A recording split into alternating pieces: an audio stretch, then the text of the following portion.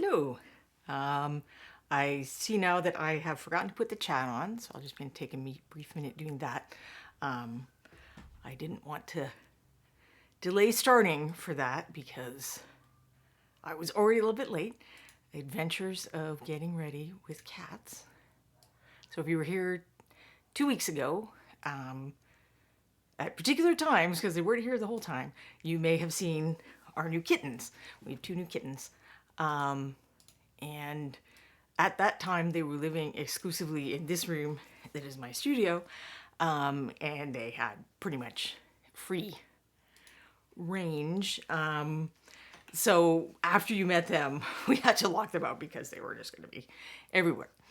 Now they do have access to the entire house, so I'm hoping that they aren't going to be like overly interested in what we're doing. I've tried to create off to the side, and if one of them comes there, I'll see if I can get the camera on them.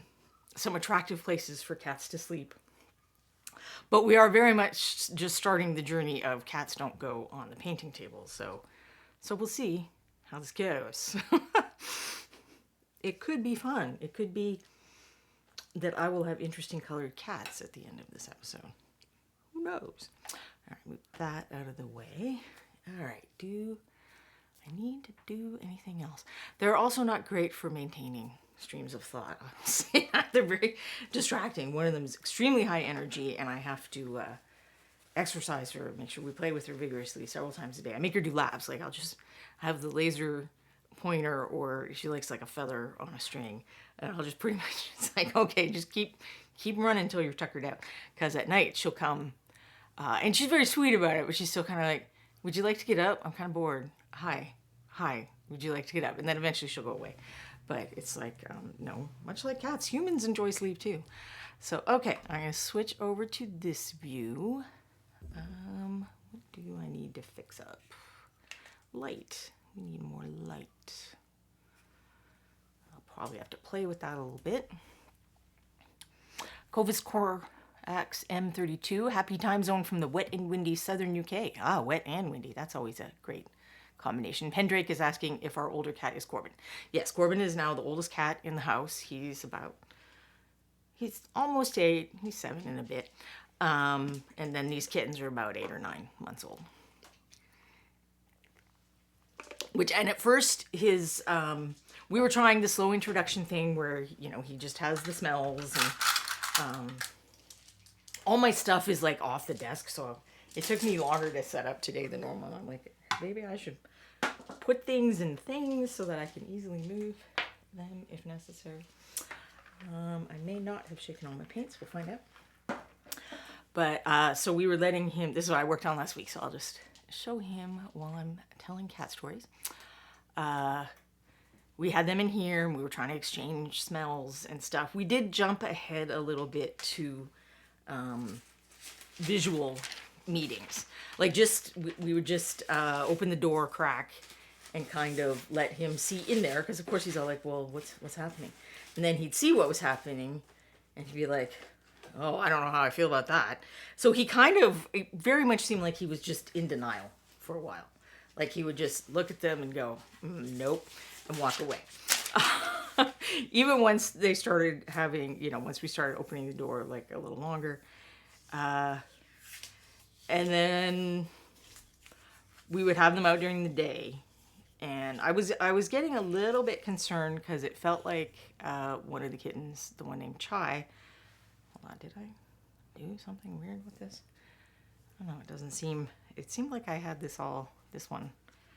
camera set up and where it was brighter. But let's try harder with that. All right. It seemed like she was kind of challenging his authority a little, or kind of pushing his buttons a little. I'm not sure what, because she would do stuff like stand on the stairs, so then he couldn't get up or down without having to encounter her. And I was like, oh, look, it's great that you were deferential when you were the young guy, but now you got to stand up for yourself. I think you need to stand up for yourself. And I think that they have started working that out, and I think he's kind of playing a little bit with the other one. He's getting more willing to play while they're there. They're so eager to play and energetic, and he's always been kind of like, if it's not an actual mouse, why am I even? But he's been getting a little more playful. You know, I try to hold 2 toys, one in either direction, and fun things like that. But I think it's getting better, and he's not bored anymore. Is at least the upside, because after Ella died, he was kind of tragic. He just was very out of sorts and wandering around, and he just seemed like, you know, people weren't interesting enough to capture his attention for the day. Like, he didn't have to monitor our smells or whatever the same way he would have to wander around and see what the other cats had done. So I figure even if they don't become friends, it's good for him. But I'm cautiously optimistic that he'll become friends with them before too much longer. But we let him, then we did about a week or maybe more where they still got put away at night so that we didn't have to worry that they were bugging him in the middle of the night when he was trying to sleep, or, you know, make sure he had primary access to sleep with Kevin, who is his person. So what am I going to work on today? So before I had the distraction of cats and snowstorms and all of that, I had the idea that I would do February as finish up February.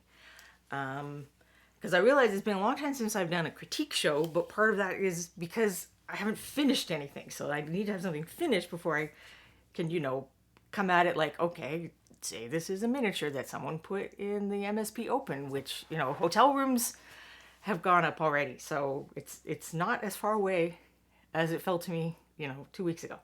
So before I can do that, I need to have a completed miniature, and preferably one, when I do this, I like to have it be something that I'm fine painting over. So I while I have done critiques on some of my old contest entries and stuff, I'm not going to paint over them on stream so that you can get them before and after. But I like to be able to do that because I think not all of us are super visual, and that helps those of us who aren't compare apples to apples instead of apples to oranges. So I need to finish some stuff, but also I need to finish some stuff for the personal satisfaction of finishing stuff. And I am willing to bet that there are those of you in the chat, over here in the chat, who might be in the same position. So I didn't end up finish it February, where I was encouraging everyone to finish things, but I would like to put that out there.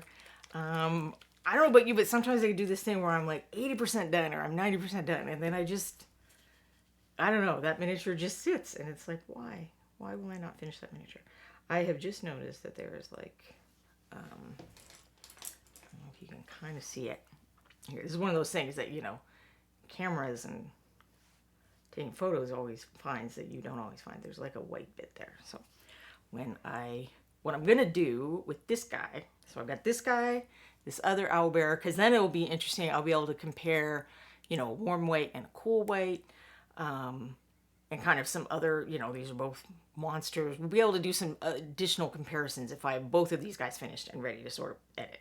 And then if things are drying or any time in between, I have the last little bit on this guy, which I suspect is not going to happen, but we'll see. I had hoped, after I finished the stream where I was working on him, I kept painting because I was hoping, well, okay, I've got all those colors out for that non-metallic metal. I'd like to just bust it out and get it done. And I worked for about an hour, and then it was like time to make dinner. I'm like, okay, well, I think I just have to give up this notion for today. But so part of what I have to fix is I went over the darker areas when I was working on the white 2 weeks ago, and then I had never finished painting this. So I'm going to work on the colored metallics again, which, if I am remembering correctly, because I had to go look at the video to be like, okay, what colors did I do? Corvus Corvax. One owlbear about to hibernate, and one just woken up from hibernation. Yes. And they're both having a lot of feelings. Hold on, what? Wait, so I went to look up what colors I used, because sometimes I have to do that. And I think the video number on the Reaper YouTube, so they have a playlist for each of the shows. So on the Beyond the Kit show, I believe it's video number 92. If you want to see the original thing, I'll probably go over a lot of the same stuff today, including tending to metallic paints, because I suspect that's going to be a thing. I shook them, but I didn't really look at them. So we will, it'll be live, unedited of me fixing that.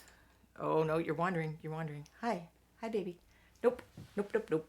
Hi. You. Nope. Can I come and get you?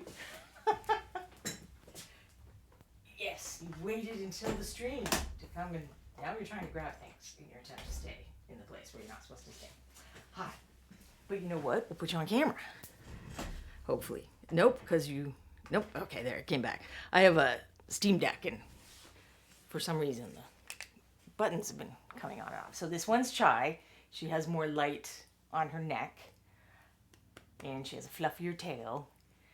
And I'm pretty sure that eventually she's just going to be, shall we say, fluffier all around, because this is not the energetic one, but this one likes eating. So that seems like a combination that is going to distinguish them by body type before too much longer, right? And you're all like, yes, and now can I just go to sleep here? No. Hi, say hi to everybody. Show them how absolutely adorable you are. And that this is why I can't do anything now, because you guys just sit around being adorable all day long and make me do things. She's not purring, or the mic probably would pick it up, because you guys are not shy about the purrs, are you? You're so pretty, but you cannot go on this desk today. What do you say to one of these cat bed options right here? But some of them even have catnip in. Will this work? Who knows? Probably not. They are so cute. They're just so cute. I can't even. Corvus Corax.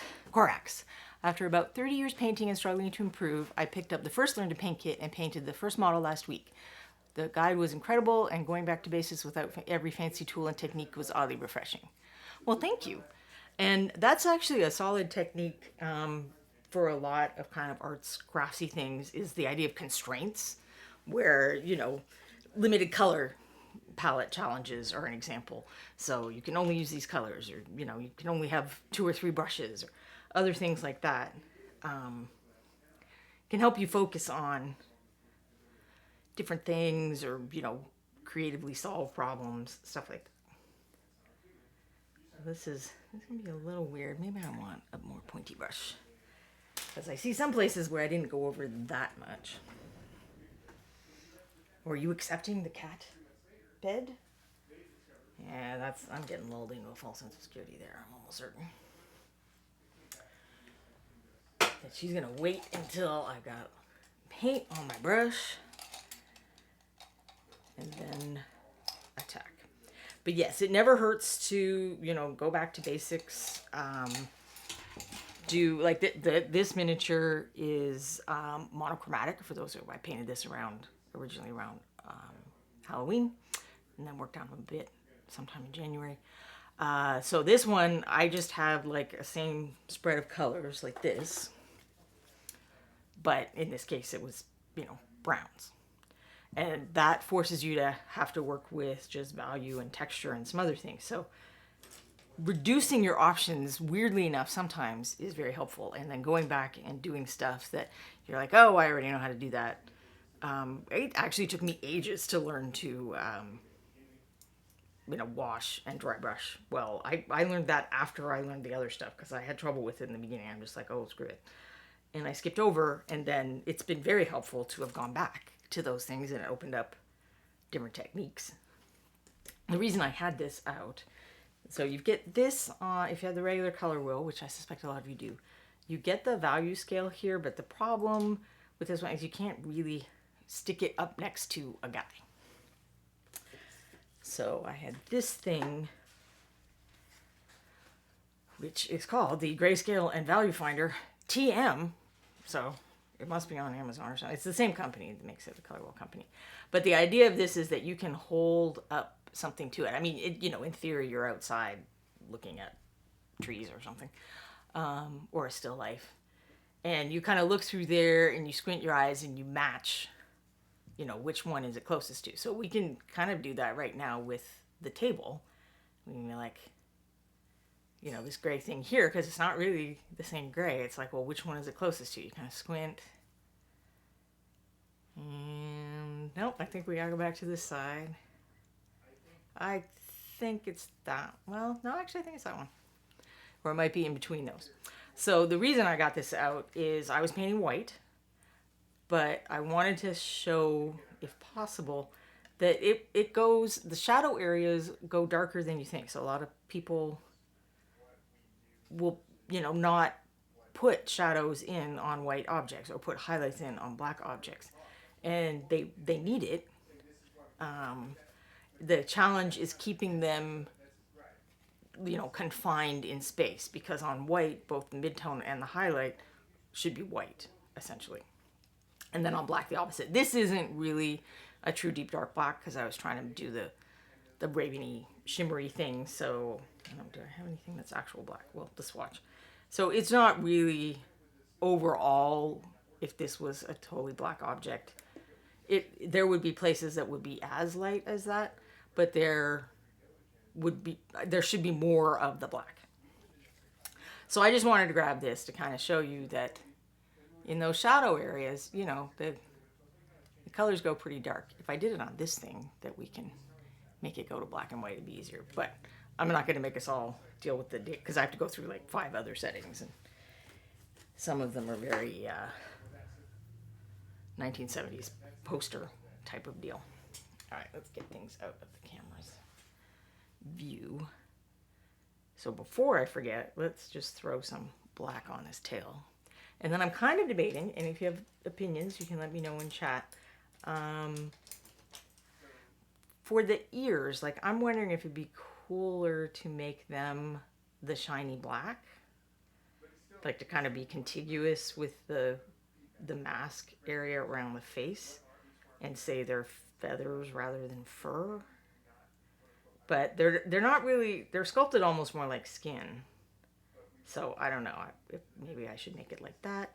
I think it might be, maybe it'd be distracting. I was trying to decide if, then it would end up framing things well. But maybe just, because why make my life difficult? Maybe stick with it like this. Corvette says, looking forward to grabbing the Layer Up bundle kit as soon as I can release funds. Yeah, that one, it does go into a little more detail and explanation. And then, if you watch some of the past, oops, I'm switching on the tail, some of these past streams as well, there are miniatures where I've gone through the process of layering as well. Well, there are ones where I've gone through the process of dry brushing too. So I did one of the quick paints. So there are now quick paint kits, and those don't really have detailed instructions. So if your goal is buying kits for detailed instructions rather than, oh, this is a fun bundle of stuff and a little bit of a savings, those are probably not the kits that you want. Like, there are some people who buy them because, thinking of color schemes is annoying, and I have done that part for you. But it's more of like just 6 simple steps, and it doesn't really have it shows every step a picture of that, but it doesn't like explain, here's how you do dry brushing, here's how you, get the stuff out on the paper towel and all that stuff, like in the more detailed Learn to Paint kits. So I've done most of I didn't get to the details part. They're still on my finish it list of the zombie quick paint kit. And we actually did like a bunch of zombies because I was like experimenting with some different things, and I had just a bucket of zombies. But I have, there was like a limited edition Learn to Paint kit, in a sense, that came with one of the Kickstarters. And I don't think that they're very likely to put it out. So I have thought about doing a few of those figures on the stream. I guess eventually maybe I should do the actual kit too. I don't know. But we sort of did the skeleton. I didn't do the whole skeleton, did I? So I tested some dry brushes and stuff, different methods of dry brushing. Or no, different colors of washing. That's what that one was. That was testing. And I used some weird, like I used green and blue. And that's like one of the first episodes. If you go to the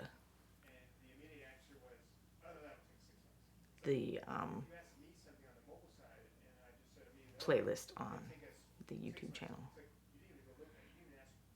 And I was it was interesting for me to see how interesting an effect you could get, and how you could kind of make things livelier. But that's why this is beyond the kit, because I try to get into some stuff that there just isn't space to cover in the text and pictures thing. But every now and then we sort of do stuff that's more the kit, and maybe it would be a good idea for me to do one of my kit guys on stream, especially now. I think one of the reasons I didn't do it initially is that the video resolution wasn't amazing, and I felt like you needed to be able to see in a bit more detail. But I think that we now can see in a bit more detail. So perhaps I should do, one of the figures from each of the kits. Well, actually, the one I want to do, now that I remember it, is one of the quick paint kits is a wraith, and he comes with some gravestones. And it's just a very simple 5-color kit. It's like a mini one of those kits, even, because most of those kits come with like a bigger number of figures and bigger number of paints, but then of course that comes with a bigger price tag. So I figured he'd be a good one to actually go through and do the explanation of dry brushing and washing and all that stuff. So I think I have one of him that I put aside somewhere for that purpose. Or I had one that was like half painted from doing tests that I was just going to paint over. Something like that. I think he's in I've got like a little box of things that I kind of put to the side for these are things I'd like to paint or do on the stream. I have notes somewhere too, but you wouldn't know it from listening to me. Just remember what I was talking about. But like I said, half my brain has been stolen by kittens. But they're only little and crazy for. Okay, they're crazy their whole lives. They're cats, but they're only little and energetic and funny. No, they're funny their whole lives too. I just am constantly amazed at how not graceful these guys are. They're like, did you read the cat brochure? Because I think you've missed a few parts. You're adorably clumsy. They're like, what do they say? Adorkable? Is that the term now that they use? They're very adorkable. And now I also have the question, I think that I'm going to paint like the hands and the feet using these same, it's dark skin. It's like a version of skin to use on dark elves. I think I'm going to use that, but the darker ones of them, the dark parts of the triad, and then work up. So that is my plan for there. And I'm still waffling about the beak and the claws. So in theory, this is kind of blue and this is kind of red, and that would mean some kind of golden tan brown type of thing would be a third color that should work, but I'm not entirely sure if I'm convinced that it would, or if it's better just to keep everything cool colors.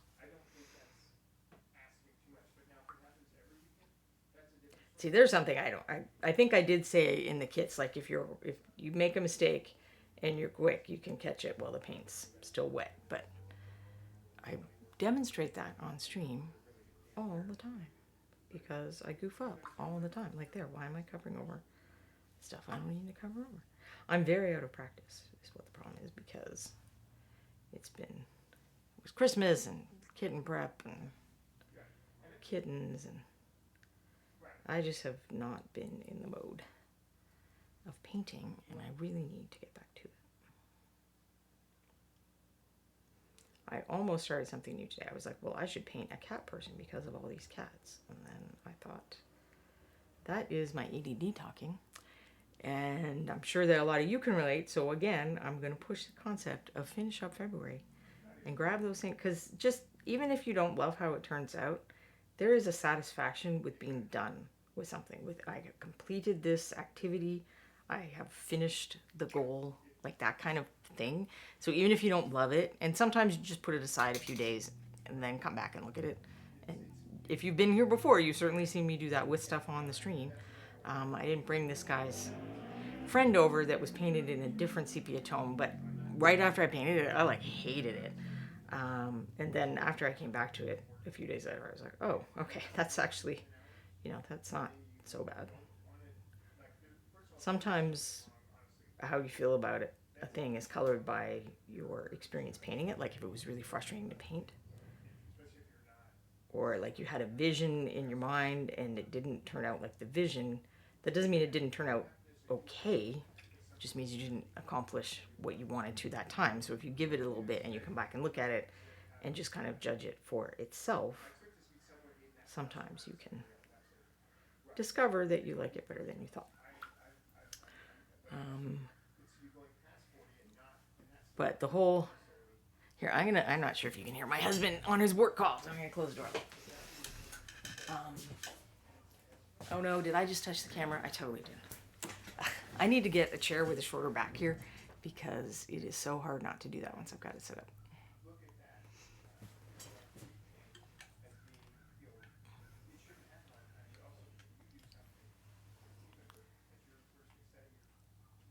Okay, does it seem different than it did? How much did I mess it up? What an excellent question. All right, we're just gonna have to live with it like this, I think. My apologies to everyone. Hopefully nobody's getting seasick. Here, I like to check if I've got it on the lines, at least. All right, I will get better at that eventually.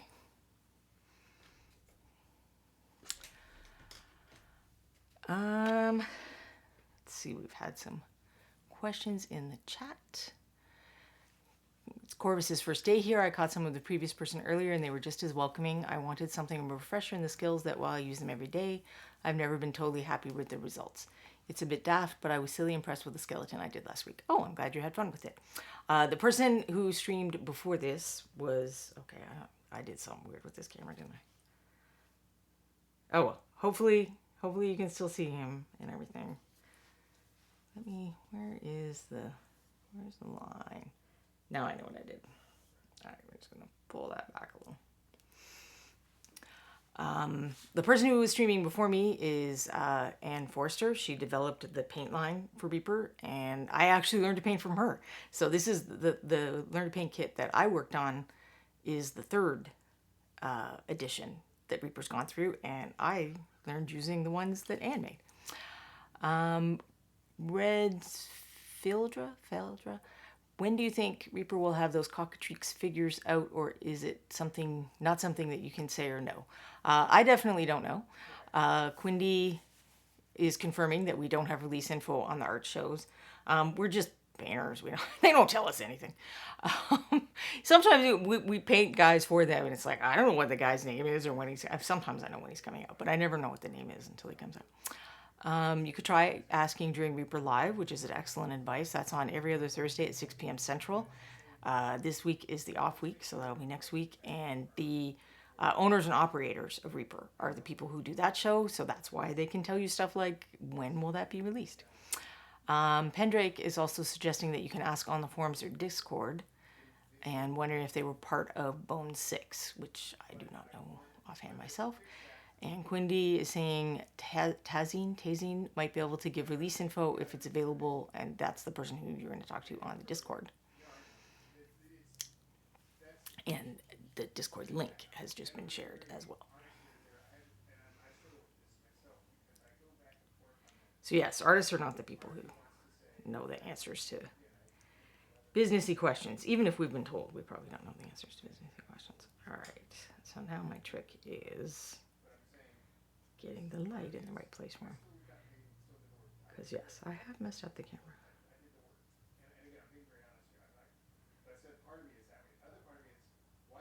Which is, I need to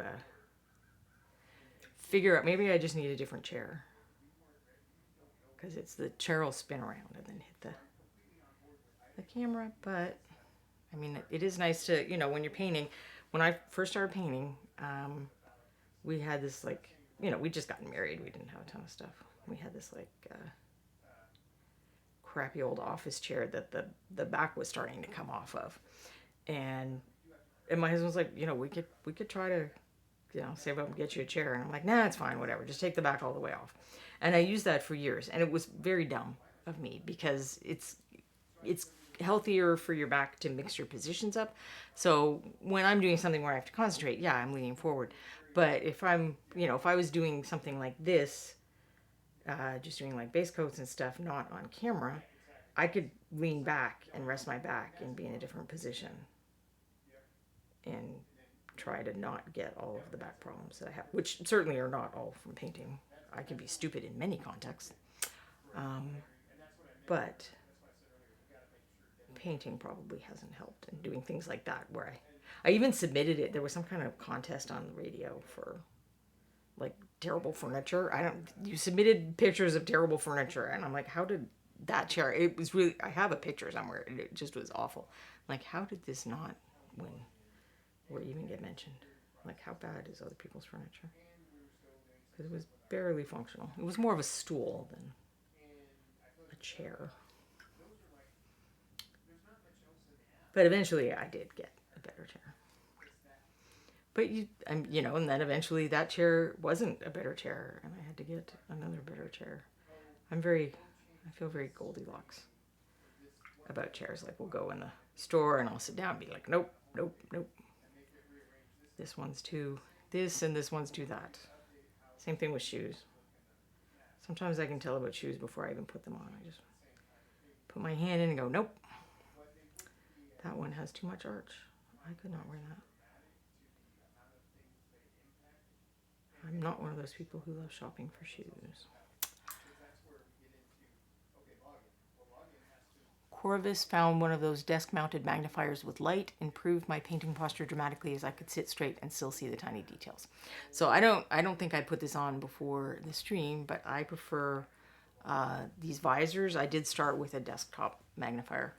And I find the majority of people I've spoken with, but not everyone, has found that with the visor type thing, because it's bifocal, like your eye, like you've got one lens on each eye, so your 3D vision is better, and you're going to have an easier time of going, okay, where's the brush? Like, am I hitting here? Am I hitting here?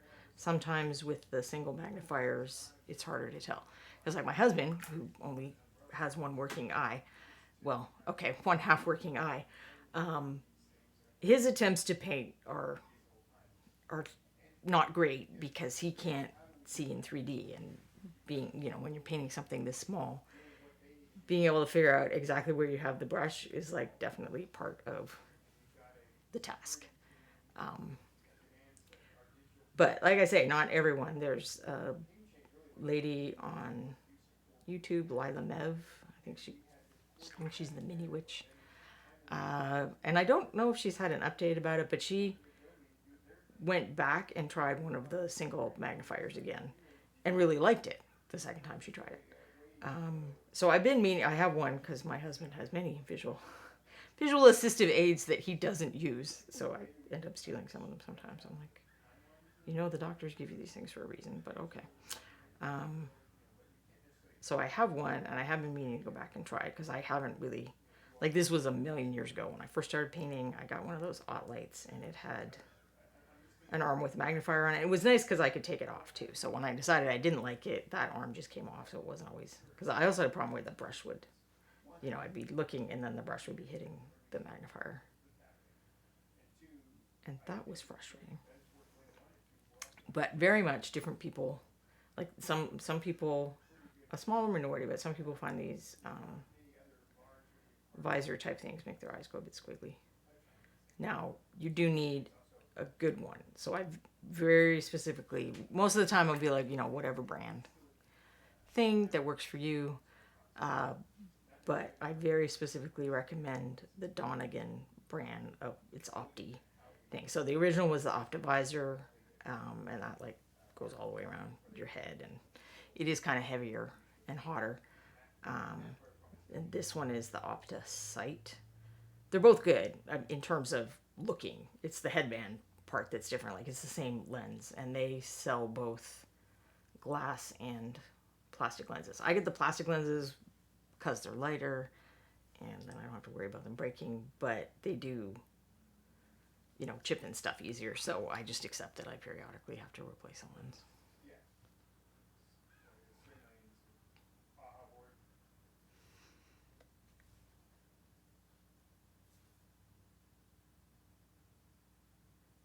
So yes, in an ideal world, I would have painted the white fur parts of this guy first. What happened was I got this Raven Feather Metallic at ReaperCon, and I wanted to try it out, and this was the guy with feathers that I found in my stash. So I went with that. But then after it was finished, it was like, okay, well that's kind of neat enough that I want to finish him up. And there was a suggestion. Was it you, Pendrake, who suggested making him like a panda? There's a suggestion on stream, and at first I was like, oh, I don't know, how would I make that work with, not shiny fur, because shiny feathers make sense. Shiny fur didn't make as much sense to me. And somebody, did you suggest making this guy like a panda, painting the rest of it white so that he was like a panda? Somebody suggested it in chat. And after I thought about it a little while, I thought that actually, because when I looked at a picture of a panda where I happened to have painted the darker color, is mostly where the same places where a panda has a darker color. So now he is the panda owl bear. But in painting the white, I ended up going back over some of the black. So we're just going to fix that up. And then there's also the part where I forgot to paint the tail initially. So we get a chance to take a little tour through colored metallics again.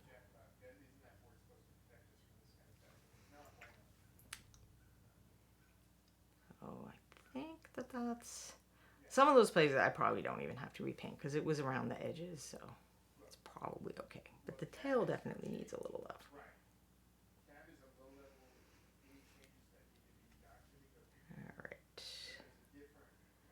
Let me catch up on chat. Yes, Corvax is one of the people who found the visor style not helpful. It increased migraine frequencies. And that's why, when you try something, don't get frustrated. If it does, like, we're always out there looking for what brush, like if I just got this brush, would everything be perfect? If I just got this paint or whatever. And there's really nothing like that. There's a certain amount of figure out what works for you, or you kind of have to adapt your style to the thing or adapt the thing to your style. Zachariah is out of lurking and here now and says, what a beautiful owlbear. I'm calling him the panda owlbear. Not the metallic part being like pandas, but the black, that it was black. And then what color was I going to paint the rest of them? Because I was like, if I paint it if I paint black fur, how would I make it match with the blueness? Like, would I use blue highlights and stuff? So the panda idea seemed like it was a way out of those problems into different problems. But then I wanted to pick up some pinky colors on the fur. But when we say stuff like, this really is blue, and you can see that it's blue. But sometimes when you hear people say, oh, I used pink in the shadows, and you're like, what are you talking about? It's white and gray. It doesn't mean like straight up pink, just something that has a little pink, or in this case actually purple, I think, in it. And how have I lost these paints? Okay, here we are. So these are the colors that I used. So there was this dark elf highlight, and when I put it next to it, you can kind of see. And then at the end, I put in a little bit, I think it was that one, but it might have been this, and I just dulled it down by mixing it with one of the other colors. So I wanted just a little, some kind of a color contrast there. But here, I just want to make sure that I have a good coat of paint on. This is bones, and I don't prime bones. But I like to get a good coat of paint on them before doing stuff like dry brushing.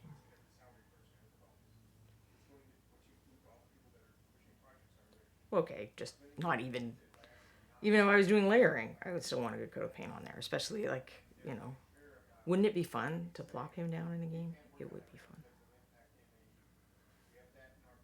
So I want him to be as sturdy as possible. I'm usually the player though, so maybe I don't tell my DM that we invented the panda owlbear.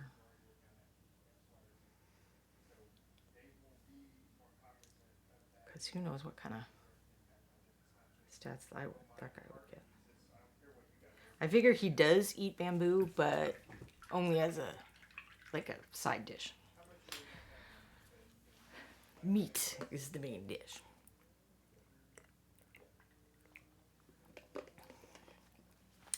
All right, so speaking of those other colors, I'm going to paint his skin with those kinds of colors because he's got some parts on the hands and the feet.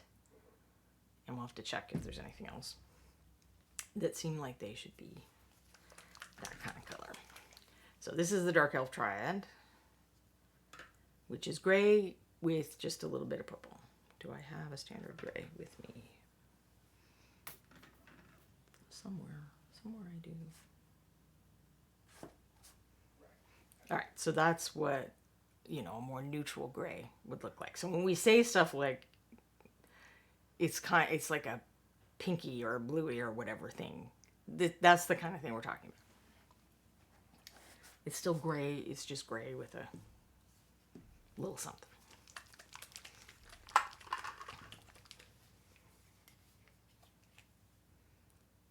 And do I actually want to use some of those pinkier colors in his little hands? I feel like maybe I do.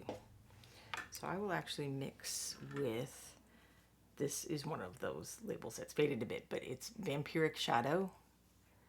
And I also have Mana Waste Gray, which is one of the Pathfinder paints. And I feel like I'm getting more of a skin vibe off the Mana Waste. So I will mix with some of that.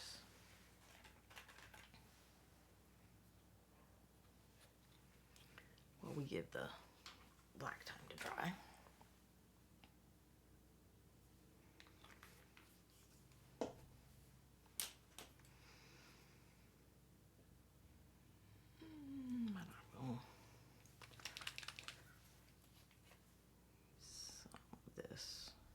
This is the Dark Elf skin, but instead of going to the more purpley highlight, we'll go with the, mix some of this pink in. Oh, pinky gray.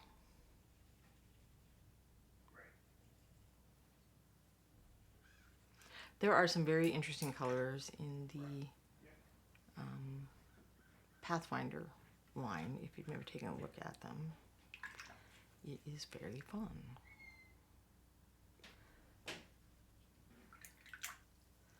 So I'll just do some hopefully quick layering. Vampiric Shadow, even the paint label is true to form, fading from sunlight, eh? That is true. I had not thought about that. Yes, it is. Alright, I want a little bit of a smaller brush, I think. My apologies if I am a little bit distracted. For those who weren't here earlier in the show, we have new kittens and I haven't been painting much, and I cleared this desk all off because they lived in this room for a little while. So I'm out of practice painting and the room is out of practice being a room. I don't know that I could get the camera because I did convince one of them to sit down here, but she didn't sit on the table when she sat on the lower bed, so I don't think I can get her in the view angle. Can I? All right, if you guys don't mind just getting a little bit dizzy, we'll try this. We'll try just spinning. See if we can get to where a cat is. There's a cat. Oh, there's also a lamp. So can I lift this whole thing up and get a cat? Somewhere. Nope. She is. Where's your head? Okay, I don't think my arm's long enough to do this. I almost got your head. All right, I'm very bad at this, clearly. My apologies to everyone who's now like seasick. Unfortunately, my webcam is on the other side of the table, so I can't figure out how to get it over there. Maybe I ask Kevin how we move it so that we can have, don't look, cat view during the show. Oh, and now I've extra messed it up. All right, hold on. We're going to go, you can stare at me fixing the problem, because then you really will get seasick. Because I know everybody would far rather watch delightful pets than anything. All right.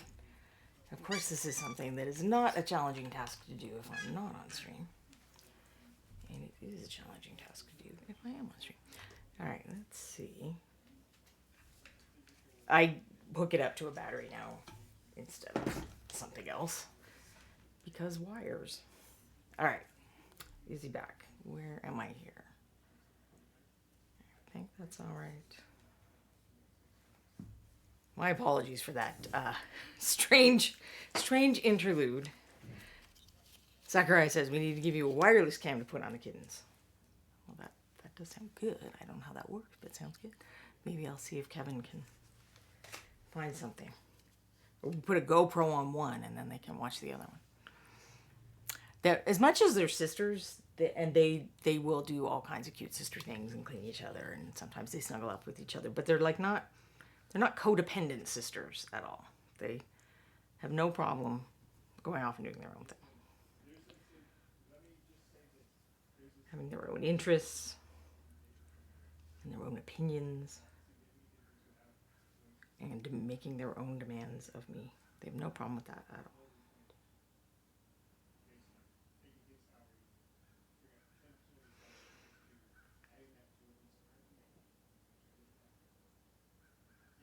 I actually, all the cat people will say that, well, if you're going to adopt a cat, you should adopt two, and then they'll like play with each other and keep each other from being bored, and other lies Jackson Galaxy told me. And that is not quite as much the case as I had been expecting. So it is the case, just not quite as much as I thought it might be. I'm just trying to work out how to do the transition from the white fur to the skin and not have it look too weird. Have I worked that out? I am not sure that I have.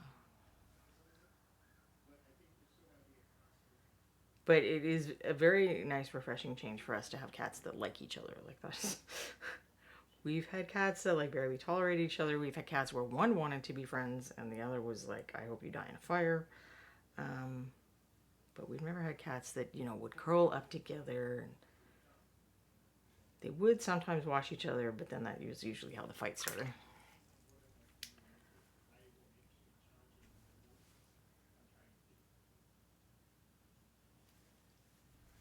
Maybe I'll just try feathering it out with a damn brush at first and see how that works.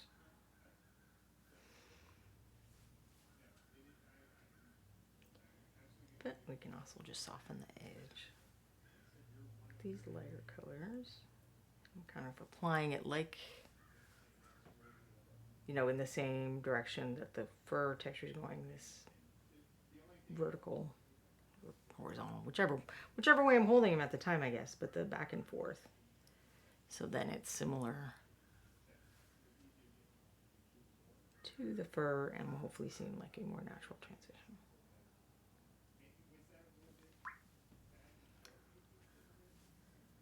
Possibly I will need to get the white out as well, but we'll see.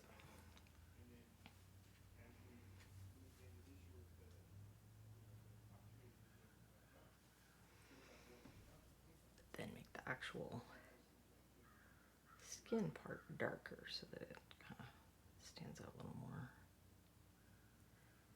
And I guess that will sort of be an opportunity to test the other approach of what would it look like doing dark fur that wasn't metallic.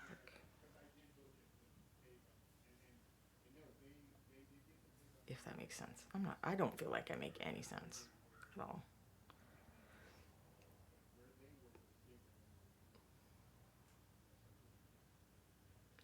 By wow emergency, Pendrake, do you mean wow, there's an emergency, or you had a World of Warcraft emergency? How concerned do we need to be?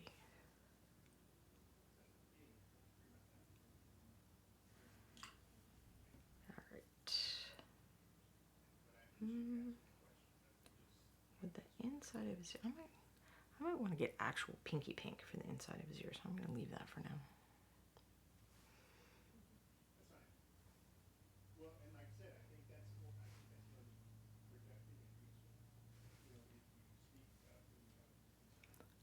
Hopefully he's staying in focus a bit.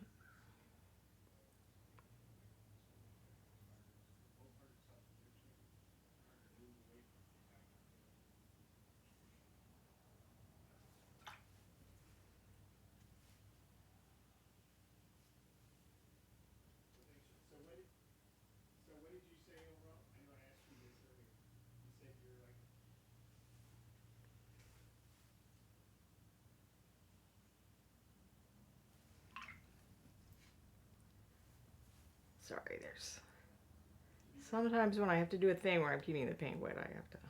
Well, see, I think the skin needs to come down further than that. I did the transition too soon. Oh, Pendrake was hearing sirens from somewhere. And that was after you said you got an Amber Alert. Hopefully nothing is too dire over where you are.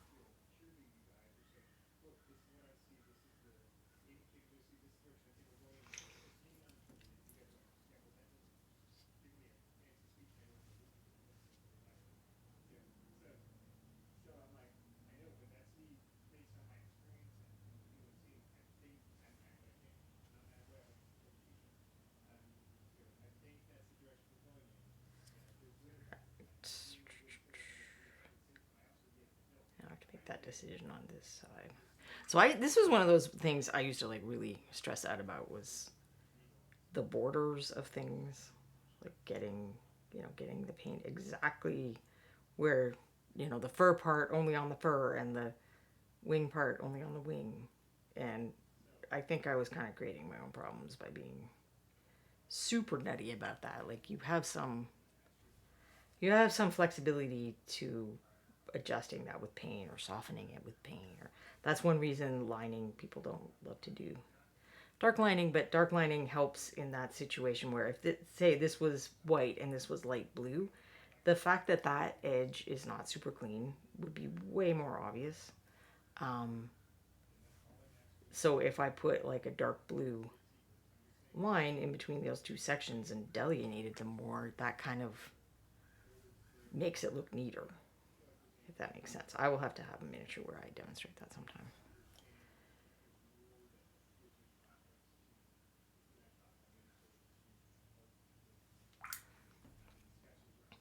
But it's one of those things you can get too in your head with a lot of this stuff, and sometimes like there's nothing wrong with aiming to achieve a high level of skill or whatever, but it's nice to do it in a way where you give yourself some grace and some permission to try things the quick way or the easy way, or not every single thing has to be amazing, or maybe I pushed myself and tried this fancy colored metallic thing and that part had to be cool, but if I just kind of get the rest of the guy finished, that's not, I don't have to do the whole guy to look like totally wonderfully amazing. Concepts like this were very late in coming to me as I was learning to paint. And I didn't have as much fun as I could have had because of stuff like that. So I want people to have more fun. Pandas don't have transitions, so no worry about that. Well, that's true, Scanian. Hey, see, there you go. I can stop worrying. That's one of those manufactured worries. So, I'm just gonna add. So these little wrinkles are a pretty good way of noticing that your wet palette maybe needs more water. If you have this kind with the flat sponge, when I had the spongier sponge, it didn't really used to do that. But that is helpful to me now. Because some of my paints are drying out a little. So I need a little more of this dark elf just in case. And I already ran out of black a while ago. And in this particular case, I'm using Dragon Black because it's just a slightly cool black. And I think I have another black. So there's solid, oh, but I didn't do my swatch. There's solid black and you can't tell that it's slightly warmer. But because of like the blue and the purpley things, I wanted to use a slightly cooler black. But honestly, that's one of those things like, would anyone even notice if I had done it the other way? Probably not. So that's a thing that you don't necessarily have to stress yourself out about if you're not like at the point of caring about cool black and warm black. Also, I just happen to find it easier to work with both Dragon Black and Solid Black in terms of doing the brush things.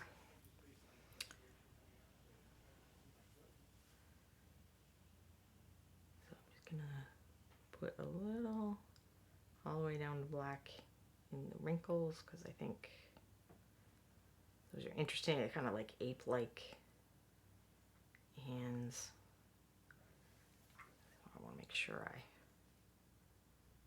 accentuate some of that a little bit.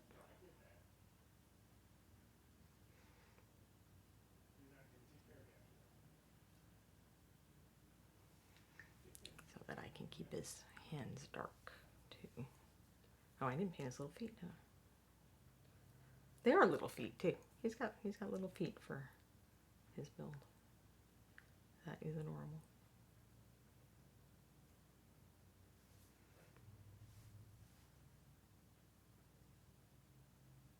You would have to buy little tiny shoes at the Owlbear shoe store. Now there's a place you don't want to work. Talk about cranky customers.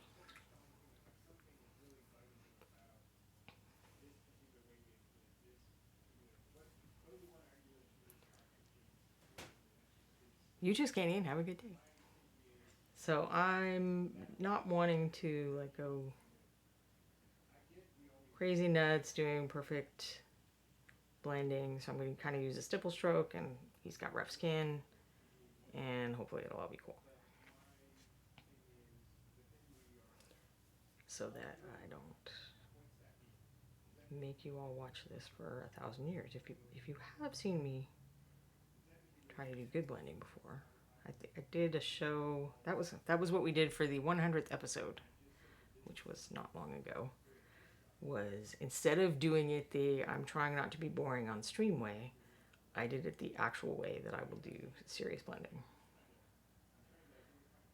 So I'm pretty sure that is the episode that is the cure for insomnia. But I do not recall what number it is, or if that's up on YouTube yet.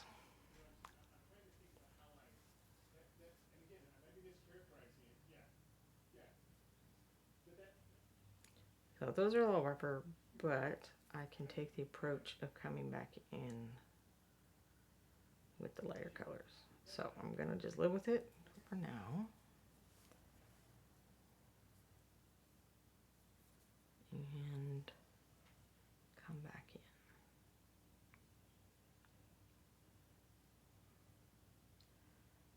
You like to have a nice highlighted knuckle so that you can see the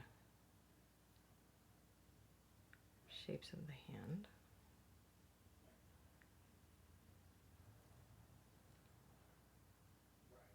I mean, especially on character figures, because the hands are usually, they're holding a weapon or they're making a gesture or they're doing some other thing that helps establish the characterization.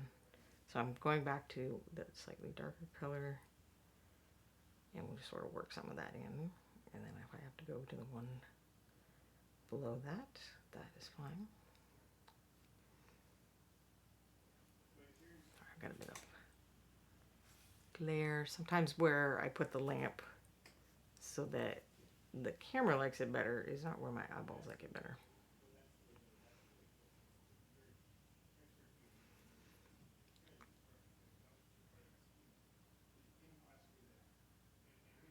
I think I talked about it when I got it. This is one of those red grass lamps that they did a Kickstarter for. So it was like, it was pretty expensive. I'm not gonna, it was pretty expensive. I was kind of like, am I crazy? Am I crazy to spend this much on a lamp? But I was deeply unhappy with my lamp at the time. And I was like, well, I use a lamp for more than just this. So I'm gonna do it. And I'm pretty happy that I did. I know it's not gonna be in everyone's budget, but if it is, good lighting is one of those things that I think, like I was talking about a chair, having a comfortable chair is good, but good lighting, also very important to painting miniatures. I sometimes hear stories of people who paint like while they're watching TV and stuff, and I just like, well, you must have young eyes or something, because I could not make that work. I need all the light. Oh, for those who were here from when I was having my meltdown about my husband changing my room lights, speaking of how I need light, the other ones finally came in, and then I, of course, forgot to change it before streams. So I've been having slightly more yellow light for just every day, but then I don't know if there was, does that show on camera? Let me look this time. Oh yeah, you can kind of see it. So I like a cooler light as well for painting. Supposedly this red grass lamp is like color corrected for all kinds of stuff.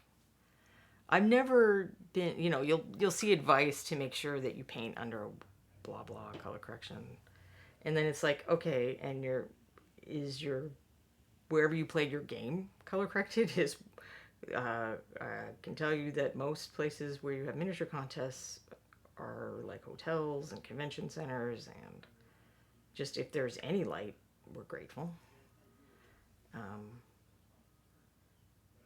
So I'm sure there are valid reasons to sweat it, and that's just one of those things that I've chosen to be a little more whatever about. All right, there's that spot that I said I needed to paint darker on the base. And then I got some of that not where I meant it to be, but we'll turn it into shadow.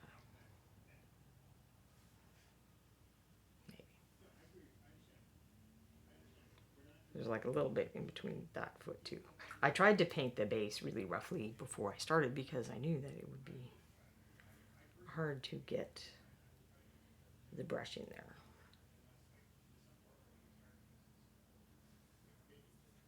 But I didn't think about it'd be easier to paint the fur for the feathers. Well, maybe I thought about it, but I wanted to use my pretty metallics, so I did.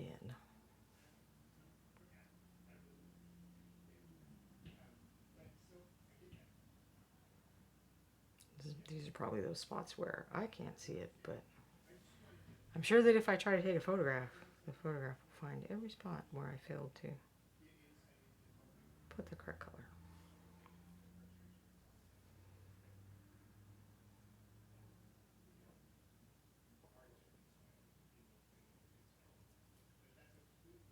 Got a little claw on the back.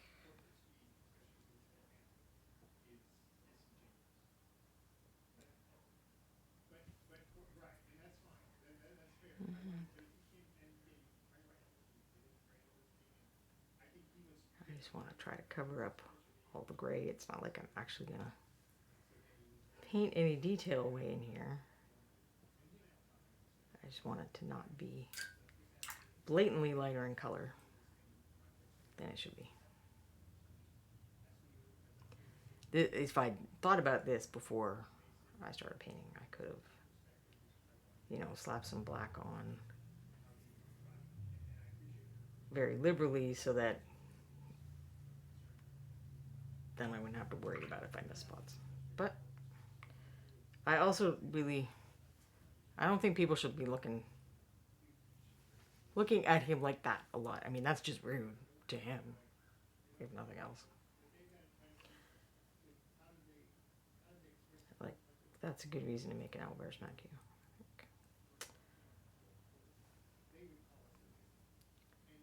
Pendrake, room lights, Roomba lights. Didn't quite hear that. So the overall ceiling light in my room, um, the smart lights that my husband likes, when he was switching over to those, they were not bright enough, in my opinion. This is a big room, and I like to have the brightest lights I possibly can.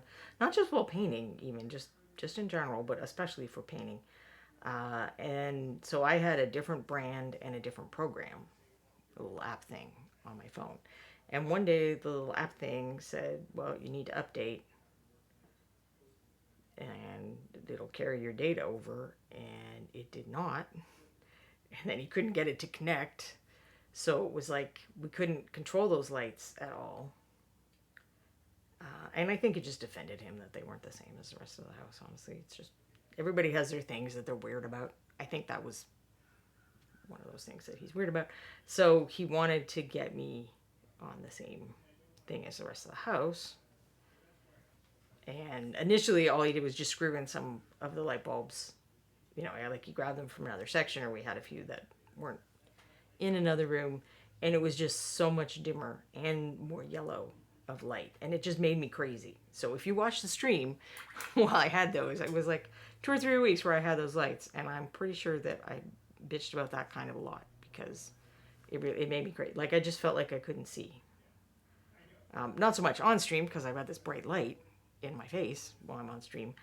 But in general, I would come in the room and feel like my eyeballs weren't working because the light was so weird. But eventually, and then I think that was, of course, he'd ordered those lights, and then there was that snowstorm. So then they were delayed because of the snowstorm. It's like, well, they're on the way. It's like, okay. Just so weird that one little snowstorm messed as much of my life up as it did. Because it also delayed the whole kitten thing was supposed to be sorted out a fair while. Not a fair while ago, but like a week or 2 weeks. 2 weeks before it was, I think. But when the snowstorm made us miss the appointment for the vet that Corbin needed for the people to be confident that he was healthy enough to have friends. And then that pushed back all the other steps.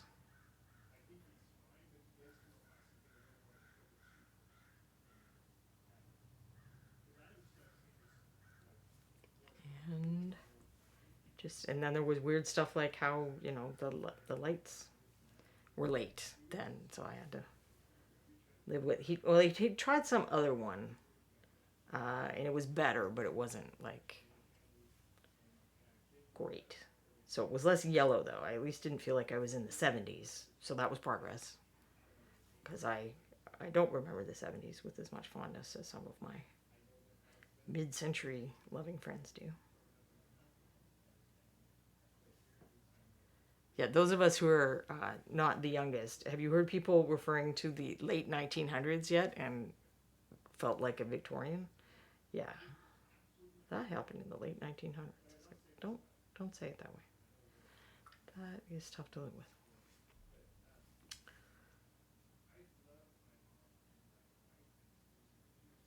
But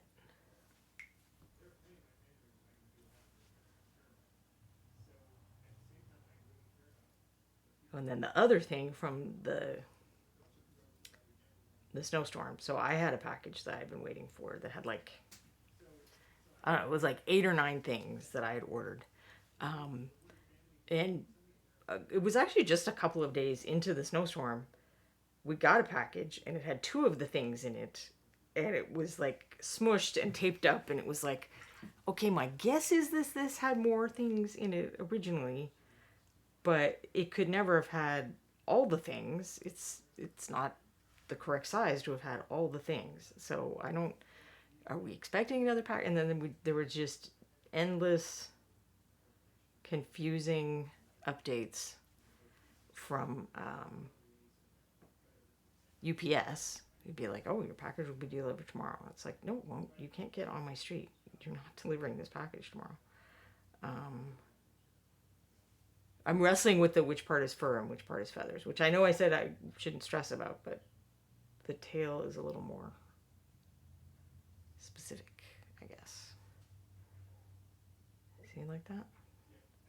Oh, that one feels like a feather to me, actually. I'm taking it back. And then is that little white? That's just weird having that one little white piece of fur, isn't it? So we're going to make that a feather. Like, I think maybe it is fur, but having picked such a significant color contrast in comparison to what, most people probably just be doing shades of brown or whatever, I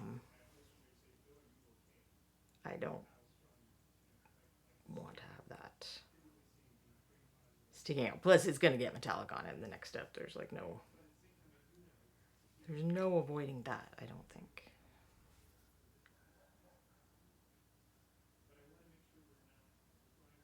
That will be the big challenge, is not getting the metallic stuff everywhere else. But let's finish his little feet, and then I'll do that part. So anyway, yeah, I had this delivery, and I mean, I'm like, all right, I was fine with wait and see. It had been a major national disruption. I was not like freaking out about not having this package. It was starting to get annoying that the updates were continually less and less informative. And eventually they decided that, well, that was what was funny. I got another thing we did get. I just bought this potato masher one day, and that arrived. And then I look on Amazon, and it's like, your package is probably lost. You can request a replacement. I'm like, but I have this potato peeler. It's in my kitchen right now. So I did not request a replacement. And eventually the other package said the same thing. So I text the help person at Amazon, and I say, I got 2 out of these things, but I didn't get all of these things. So I got this one and this one. And I was very specific with her. And then she's like, well, do you want a refund or a replacement? I'm like, I would like a replacement. I wanted all those things that I ordered. I don't actually want to go too light on feet. So feet are not as much of a focus, so I don't want to be as contrasted between my highlights and my shadows, because I don't want your eye going down with his little feet. So I will probably actually not put any more highlights in and just put a little bit more shadow so that he looks grounded. So then she wrote it all up, and I said, and to be clear, I received these 2 items. And then when I looked at it later, it looked like the whole thing was reordered. And I'm like, I'm almost guaranteed that I'm going to get duplicates of those things, which I don't need duplicates of. Those were things I only needed what I ordered of. And yep, sure enough, I got extra of those. Well, one of them maybe we could use. It was, it's actually like a big duffel bag, but it's set up to put away Christmas ornaments. So it's got little square compartments. I mean, they are assuming that all your ornaments are balls. I did not buy it for Christmas ornaments. When the kittens were coming, I have all this, I have a lot of knickknacks and bric-a-brac, and I bought things for doing still life studies and stuff. There was a bunch of breakable stuff, basically. And I'm also like, I don't really feel like I want to have all this still life stuff out all the time. And I saw this thing, and I'm like, you know what? I think that would work great for this, even though it's covered in Christmas trees. So I ordered one of those for storing delicate things and weird, I could fit a few wine bottles and stuff like that on there. It had side compartments that you were supposed to put Santa statues in or something. So I don't know if I have enough things for a second, to fill a second one. So it may end up going to Goodwill. We may end up using it. I don't know. We'll see. I'm going to keep that solid white just in case. But I'm going to switch out my water and my sponge for metallic since I might paint other guys. I don't want to get metallic flakes in there. So, you don't, I mean, if you're doing speed paints, you don't have to do stuff like this unless you find it helpful. But I have a sponge that I have marked as the M for metallic sponge and another little water cup that is also for metallics. And it has a lid, so I usually just keep it on my desk. And then metallics aren't always happy on a wet palette, like they'll goop up a little. So I have somewhere another palette. Do I though? Well, I know where the white one is, so we'll just go with the white one. I have a little black one like this too. So this is from Turbo Dork, and they're silicone, so you just pop them out. Well, you can see washes stick a little more. And you can scrub that out if you want. But, okay, let's take the light down on that now. Because if you put something true white in there, it doesn't like it. So I'm using, most of the color metallics I'm using are special edition ones that came out at like ReaperCon or other events. But Reaper has a whole line of colored metallics. There's like emerald and sapphire and ruby and amethyst, I think, if not some other things, that you can do similar stuff with. So you can take this is not a metallic paint, this is gold black. You can take this concept, like adamantine is kind of similar to this one. You can take this concept and use, I'm going to use, shining mithril. And that's how you make highlights and make it lighter, essentially. And then I had these two colors were kind of in the middle. So I started with the raven feather, and those colors were in the middle. And I mixed the mermaid scale greeny one with the shiny mithril, and then just used Tomb Treasure, which was another ReaperCon color, for the top highlights. Pendrake likes to buy LED bulbs that are rated to 1600 lumens. He likes the lumens, many, many lumens. Yes, my husband kept saying things, and I'm like, that's not enough lumens. More lumens. Pendrake. I got a Walmart grocery order yesterday. I got all my items and a loaf of bread and an onion that I didn't order. I feel sad for Mrs. McGillicuddy, who is unable to make herself an onion sandwich. But everyone who has to talk with Mrs. McGillicuddy is happy that she didn't eat an onion sandwich. I don't think I've ever had anything. We do like Kroger pickup. So I don't think I've ever had anything I didn't order. They're very, like, they'll run out of things and do substitutions, and you can say whether you don't want them to or not. Which for some items I definitely do say I don't want them to just make stuff up. And it was like a long time after the pandemic before I had an order where we didn't have one thing even that hadn't had to be substituted. And I was really shocked because we went shopping right before that snowstorm, which is when I would expect, and I bought all kinds of stuff like bread and milk and eggs because we needed them, not because it was a snowstorm. But that's, in the South, people go nuts and they buy, you gotta have bread, milk, and eggs. You gotta make milk sandwiches here. And I'm like, we did not have a single substitution on that. How is that even possible? I don't understand. But that is the way of the world, I guess. So I kind of want to dry brush now, but carefully so that I don't get stuff on the white. So the first time I did this, I didn't care if I got paint on the part that became the white fur, but now my challenge is keeping stuff clean. So I just have like a piece of plastic that I rub the brush off on. I'm going to use a somewhat smaller one. This is one of those, this is an Army Painter dry brush. Many companies on Amazon are selling these now. So where these were once very difficult and expensive to get, and people were trying to get makeup brushes that were kind of a similar shape, they're now much more readily available.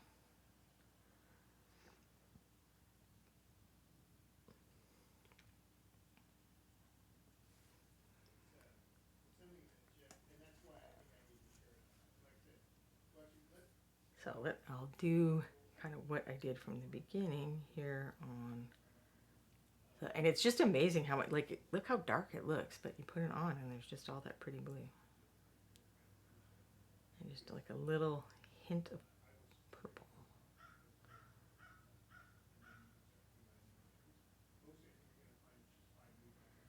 So I'm not 100% sure how you would duplicate that without that exact paint. That was actually kind of a, well, how do we do this paint? And they had to work on it a bit. But I think if you mix some of that sapphire into the adamantine, and or if you took some blue, like vivid blue ink, and mixed your metallic into that, that might work too. But as far as the concept of you have dark and then lighter metallics, that you can do with all kinds of different colored metallics. Because back in the earlier days, we had, I think Reaper had put out another set of, well, not a whole set maybe, but they'd done 3 or 4 special edition metallics. And at least like one person, I think it was more than that, on the, in the chat was kind of like, okay, that's great, but what do I do with that if I don't think that's a good color for a weapon? Like, how else am I supposed to use that? And so I've done a few shows now, painting like satiny silk cloth or like science fiction-y type materials, or here we've got iridescent shiny feathers. Because I actually like painting that kind of stuff better than, like, you know, just painting a silver steel sword or whatever. I mean, I've found ways to make it more interesting, but it's not that exciting to me. Whereas I love seeing these kinds of colors come to life under the brush.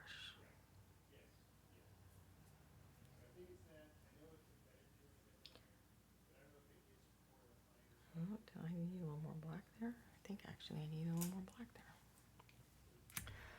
Sorry, I'm going to have to rinse that brush.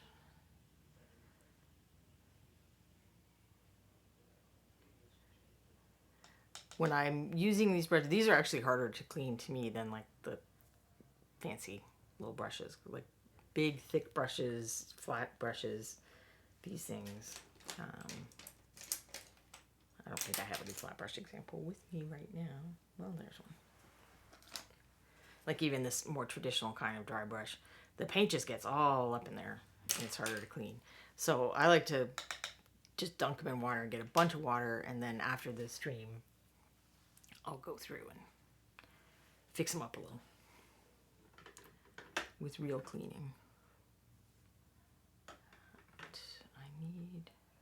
I had that black.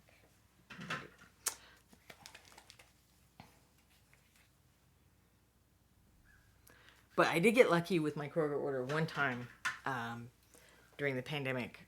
We needed maple syrup, and you know, I'm Canadian. I mean real maple syrup when I say maple syrup. And that is not inexpensive. So we ordered that, and they didn't have it, so they substituted it with like another brand, but like just this enormously huger size. Like it was years before we used up all that maple syrup. Was like, yes, I finally won over the substitution game. No, they're usually pretty fair about it. It's just some things I'm like, I really only like that brand of that thing. Like when I order I think you're supposed to say it Faye yogurt, phage. It's spelled phage, but that apparently is not how you pronounce it. Like I only like that Greek yogurt, not the 0% flavorless nonsense.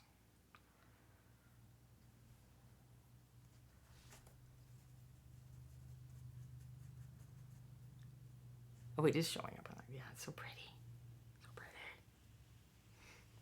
Right. And that was right here where some of that got lost.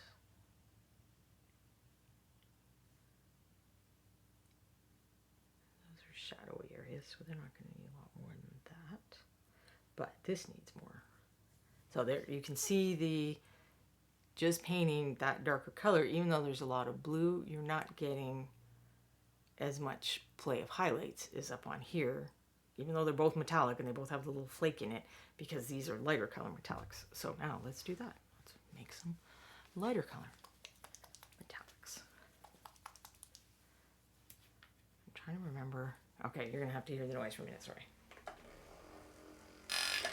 Okay, the kitten slept through that for like the first second, and then she was like, what?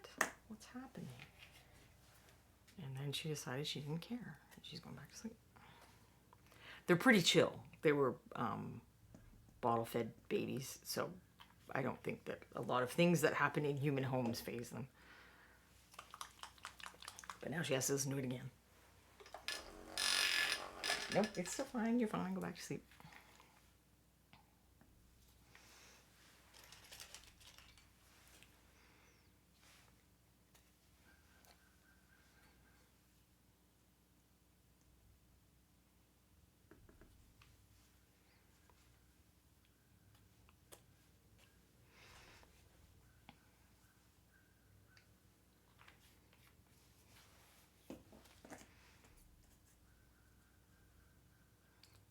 I'm going to start with the more blue one,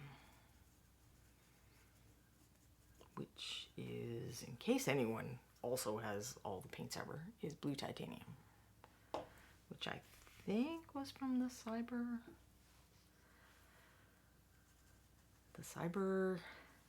come on, Reaper, sorry, what did we call that one? It was a science fiction-y themed one that was online only because of the same reason Kroger was giving me more maple syrup than they wanted to.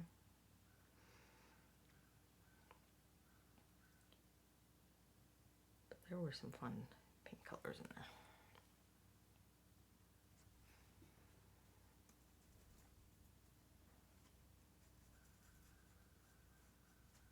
The greeny one is Mermaid Scale, which would have been one of the piratey Reapercons.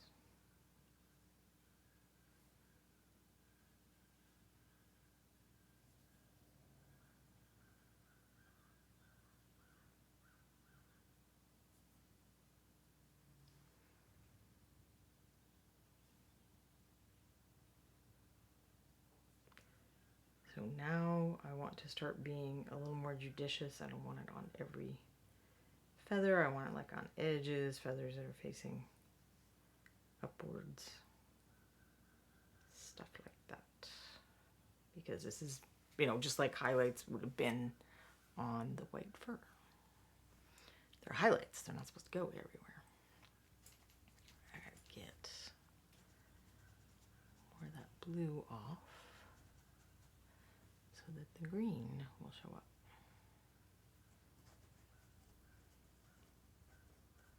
And you could probably make a color like this if you had the emerald and the sapphire, and then you use some of shining mithril or pearl white. And you might get, I mean, I'm not going to test it today, but you can get, when it comes to mixing in those lighter colors, like Vallejo has something called metallic medium, and then there's, in regular release, Reaper has pearl white, and then the shiny mithril, they did something called Sophie Silver as a special edition paint once. That's a very light color as well. And I think one day I sat down, and maybe I should do this on a show, and tested, or did I do it on a show and now I'm not remembering? That's a sad indictment of my brain, but probably true.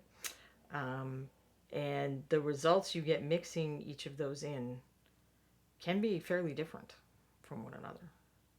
So it's worth having a test before you paint something to see which kind of fits what you want to do the most.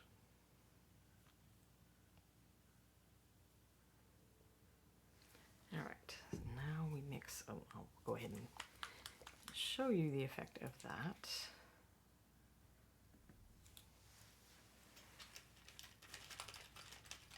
If I can get the paint out.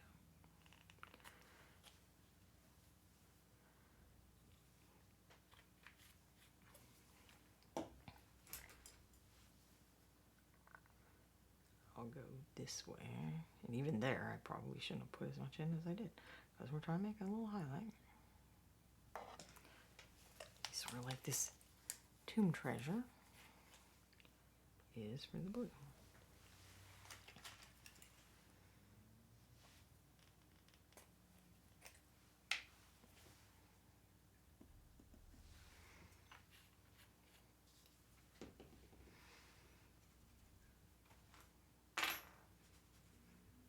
I think that brush is dry enough that I need to completely clean it out a little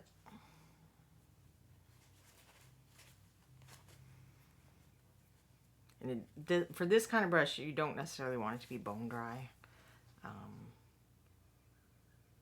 That's partly why I'm using a piece of plastic instead of a paper towel, so that I'm not taking all of the moisture off the brush. But now I definitely want to be judicious, because this is a top level highlight, and if I want to keep this looking dark, I can't put too much of something that light on it. So kind of the same thing where I was looking at the shadows in the white, but in the reverse.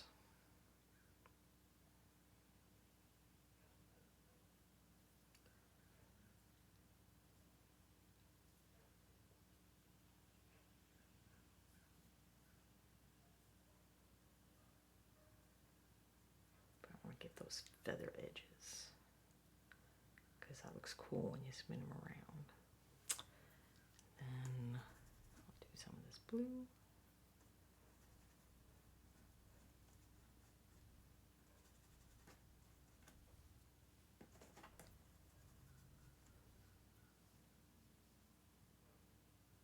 And then likewise, careful fashion.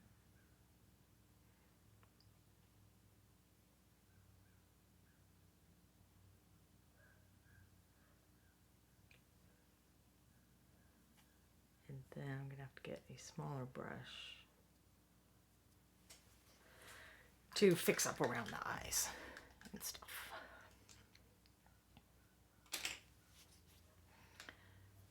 And I do have a teeny tiny one of those little brushes, but I think it might actually be easier just to get in with the edge of a round brush. Maybe not that size of round brush. So.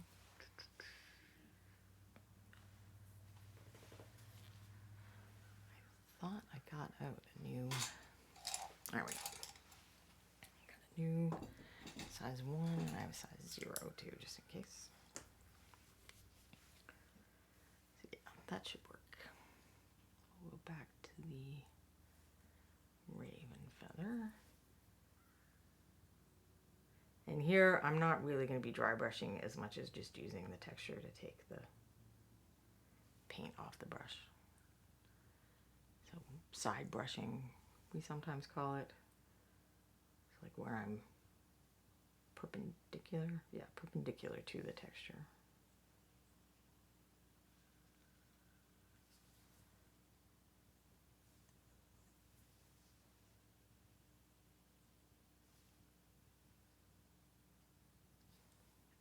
I think I need more raven feather.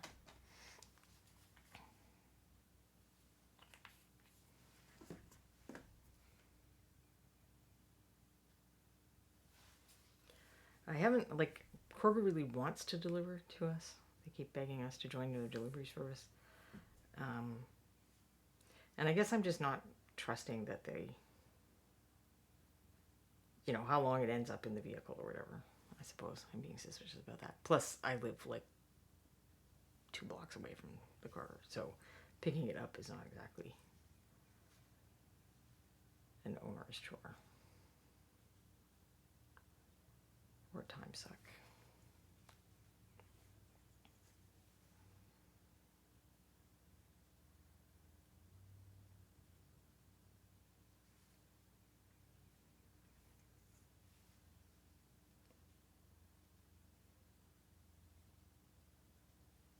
It's weird that I'm strange about that, because I used to work at a grocery store, and you know, back in the day, I mean, you had to come in and shop, but then you could ask them to deliver it. So if you didn't have a car, or you weren't going straight home, you didn't have to try to carry all that stuff. And my mom would do that all the time. I lived through that, so.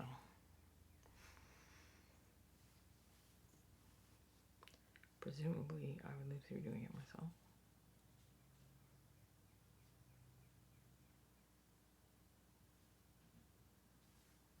I only did one eye. Yeah, it was this one I didn't do yet, right? I think. Yeah.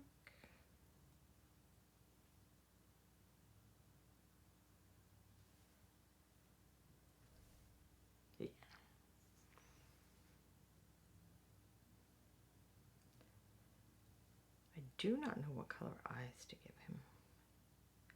I don't know if any of you like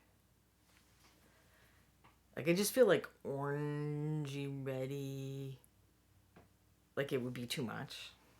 It would be too contrasted. With like, it'd certainly stand out and make him look super cranky and stuff. But I don't know that I feel like it would go with the rest of what's happening on this guy. But if it was like bright blue, would it show up enough, or would it be, would the other blue kind of distract from it? I don't know. And I could try. I mean, I guess I could paint them red just for fun so we could see what it looks like and go, that's very horrible. But we'll leave that for last. I'll figure out what I'm doing with the beak and the claws first. Pendrake lives too far from the nearest Kroger and has never tried them. Well, there's like 400 different stores that are all Kroger. Like sometimes you get one of their bags and it's like Fred, some like just different parts of the country, they have different names for them because of all the things they bought. Fred Meyer? I can't remember now.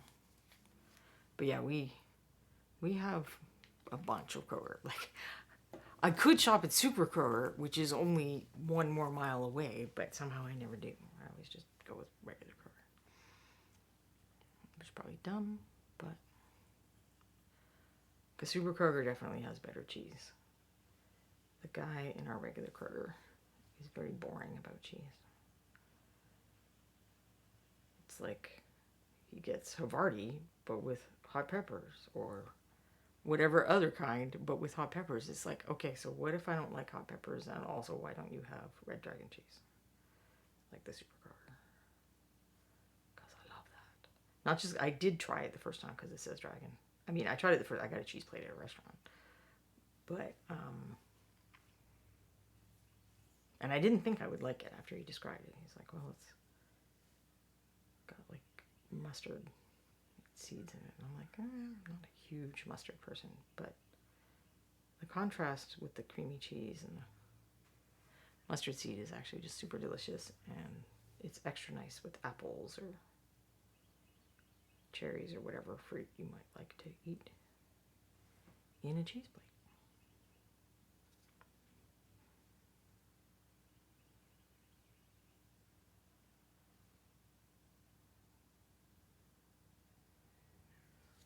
Let's get lots of metallic right under his eyes.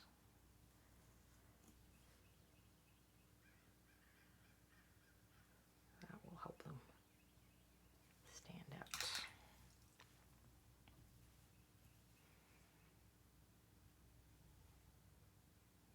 Did I do that color already? I feel like I did, but we'll just make sure.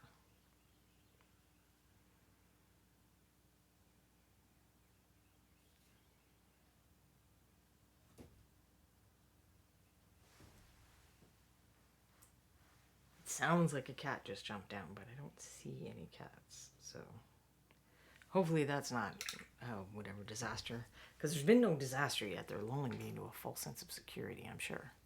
I will never understand why Kroger and Roger do not rhyme. Well, okay, but how many English words can you say that about? That's at least someone's name, so it kind of makes sense if it doesn't make sense. Aren't there whole poems about the English words that should rhyme but don't?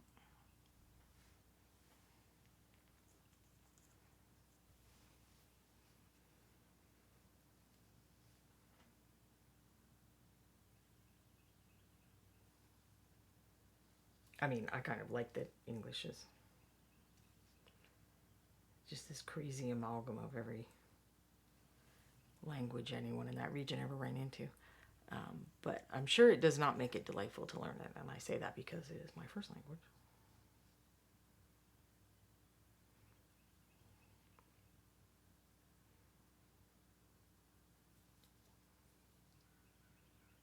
Let's get a little shine on the edges under the chin there.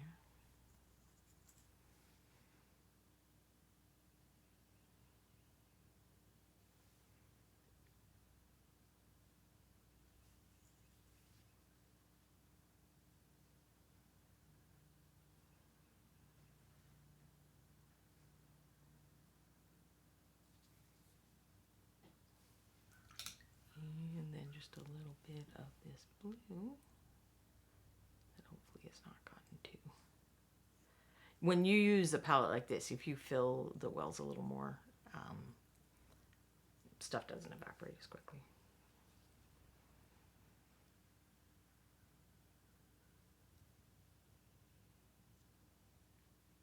So it's nice for stuff. Like, do we have a collective name for contrast style paints yet? One coat.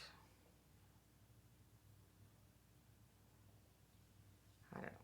I almost, when I was debating what to do today, I was like, maybe I should do a mini with super washes, which was the Reaper version that, alas, was a special edition. I keep suggesting that they bring those back out because I think they were cool and that more people should have a chance to try them. But that is certainly not an unsaturated market right now. All right, so we're going to call all that done other than his little beak and his eyes and his talons. And then if I wanted to make the base like slightly more exciting, which, you know, I might not, who knows. I mean, the rocks aren't rock colored yet because I was just making sure that I got the parts you can't reach. But so in theory, when this dries, I'll be able to pop the stuff right off. I'm not going to pop it now because that would make a great mess, I think. That would make an amazing, wonderful mess.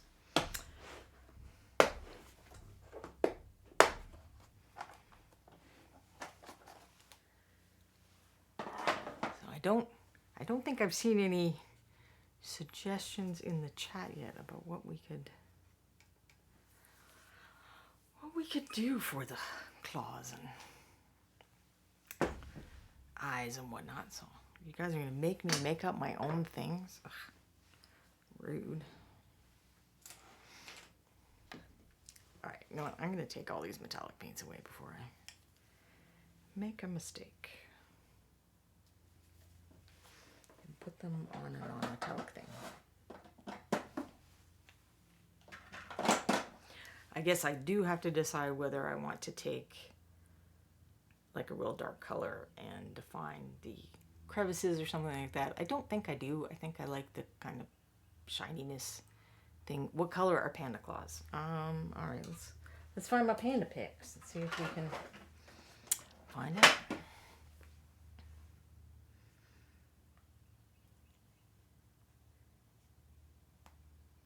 All right, let's see if we got pandas with any claws. These pictures are all from Unsplash, I think. They are light colored. Well, all right then. Yep, his are light colored too. See, that's why I was thinking about the ears too, I guess. But I'm torn. I'm torn about the ears.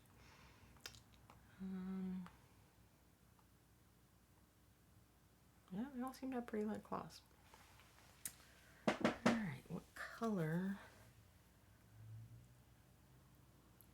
would that be? Because I probably want it to be like a little different than the white, or otherwise when you look at him like in this view, the claws are just going to blend in with his fur. I'm over here for like sandy Desert Sand.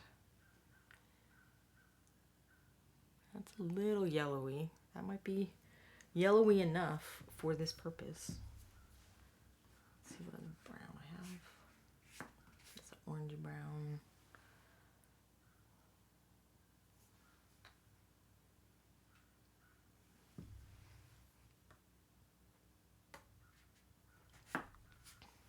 I think we just gray this down a little bit. Maybe I have a bit of one of those other colors, one of those other browns.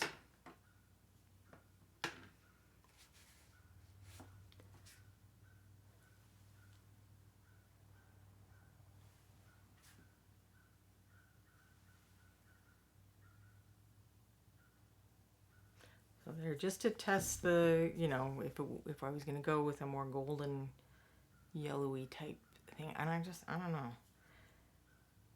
I think we really just want like hint of yellow, like it just walked by some yellow. I did not shake these paints before I started.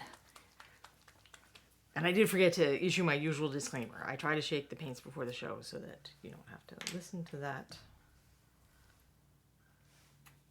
So you should shake paints more than you see me do on the show. At home.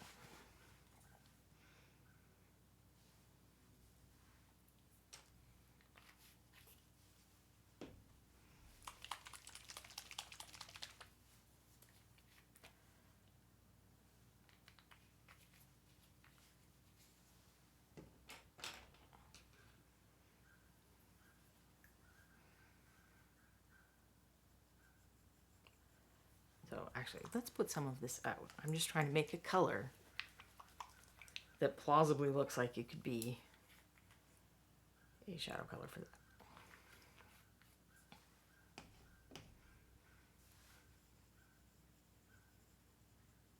And I think I'm content with that. Since this desert sand has a lot of white in it, it's a little more viscous. And that is why I'm going to add some water to make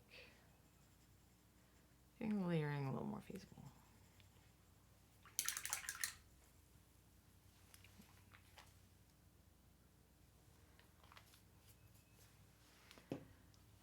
I don't know yet whether that color is dark enough. Sometimes I can't tell until I'm on the miniature, even though, you know, what I want is an end result that looks like kind of in here.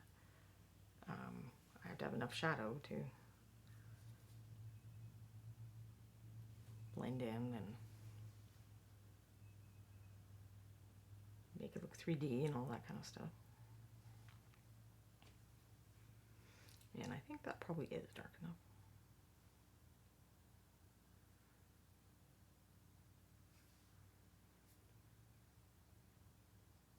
I'm debating whether to just make his mouth that same color, but before I do that, we need to do something inside, right? So if I go like red or even pink, it's going to be a lot. It's really going to be obvious looking. But this color, there's a little bit on the miniature already. So if I kind of use that as a foundation for the mouth, I think it should tie in and be more vibrant, but not so vibrant that it looks like, ah. I could be wrong. We'll find out.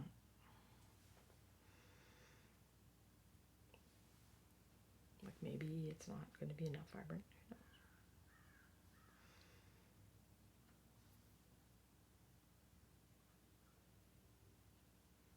And I'm not even sure that birds have red in their mouth. I know their tongues aren't always red, but, you know, we want them to look cranky, and I think that that color typically, you know, reddish colors in the mouth typically, yeah, look a little scarier. So I'm going to go with that.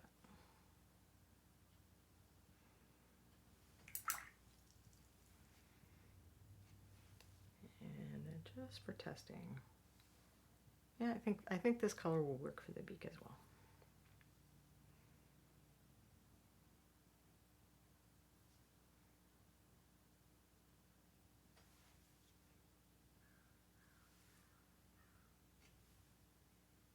And probably what I just mixed is, what is it, stained ivory? No, old bone. There's a grayish color that I feel like has something bone in the title. It's like part of a triad. And it is a great color for natural types of browns and grays. Like this, and I think that I probably just mixed something very similar to that.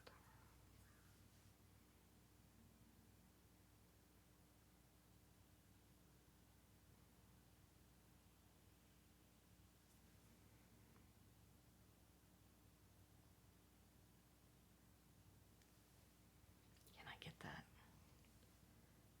toe way back there? Because I probably don't even need to highlight. If I just get a bit of this color on it, it should be enough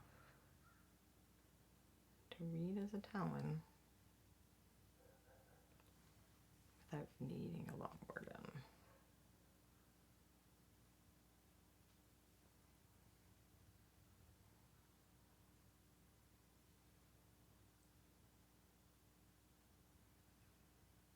I usually wear a slightly higher level magnification when I paint. I use this one for streaming because it helps me keep the miniature at the correct distance from the camera. But it does mean that I don't always get little details as right as I might otherwise, which isn't even always.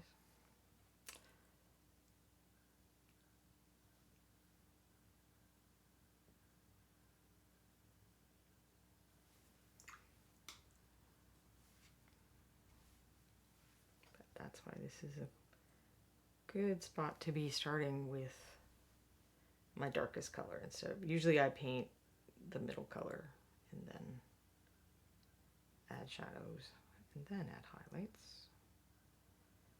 But it is often quicker to do it where you're painting, when you're starting with your darkest color. But it is definitely helpful when you have areas that are tough to get into, because then you're just working your way up. Kind of, yeah, you know what, we're just going to ignore the other side of this. I can like barely see it if I really look for it, but I don't think it is going to be something that is seen that much, even on camera. I mean, when I take like still pictures. Although the video camera does also sometimes pick up things that you don't see with your eyes. And then other times it doesn't see things that you very clearly can see with your eyes, so it's kind of frustrating.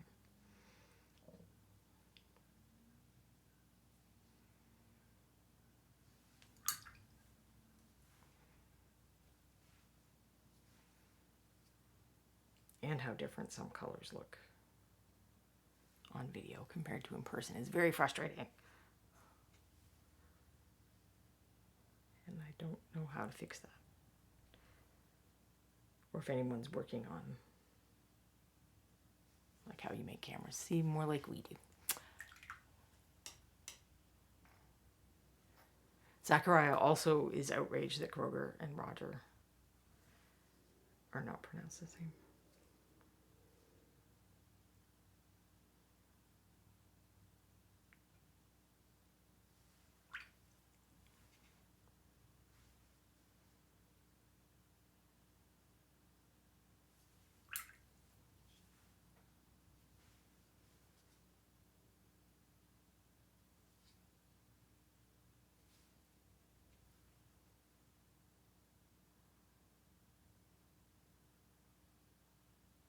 So I did make a classic mistake here, which is when you're mixing a custom color, that is a good time to not be stingy with paint.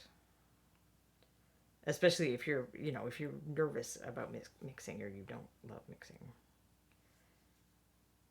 And it would stress you out to run out halfway through this owlbear. If I run out, because that could be a problem for me.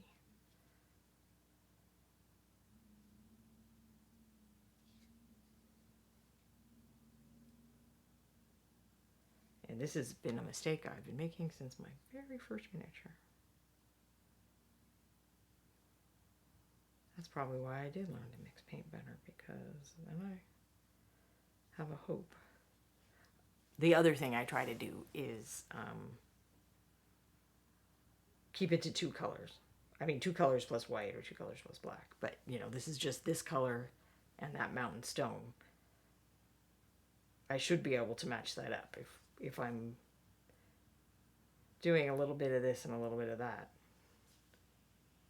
That is much harder for me to match by eye.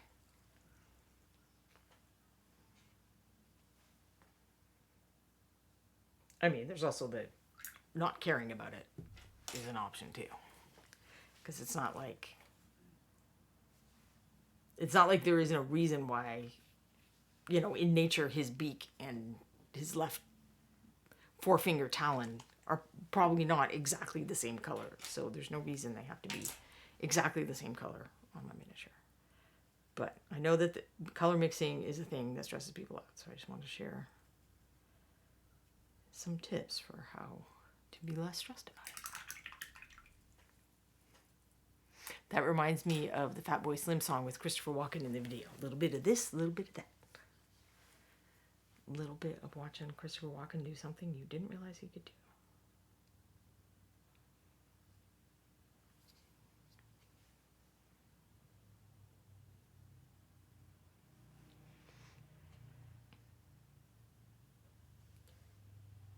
These claws are pointy and likely to catch on things in transport or play, so they are places where I definitely want to make sure I have a nice coat of paint on. And then I probably just accept that they might get chips. But alright, what can I do with my red here? We'll use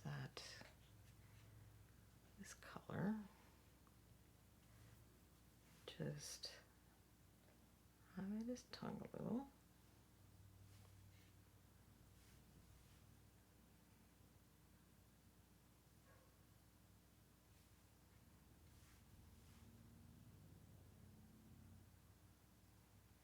And, you know, I might be wrong. Maybe it does need a slightly more saturated red. But it will be possible to change that later with glazing if I end up having strong opinions.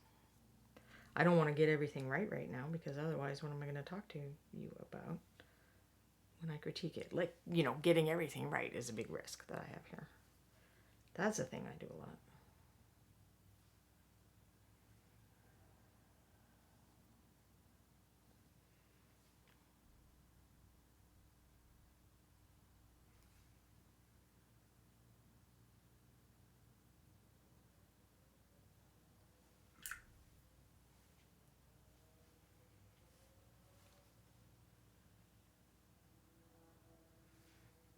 I have a number of friends who are bird watchers, and they would probably be horrified by my lack of knowledge of bird beaks and tongues and whatnot. And often I would research that, but since this is very much the realm of a fantasy creature, and we've already looked at real pandas for doing the panda parts, so he's just gonna have decisions made by color at this point instead of by reference.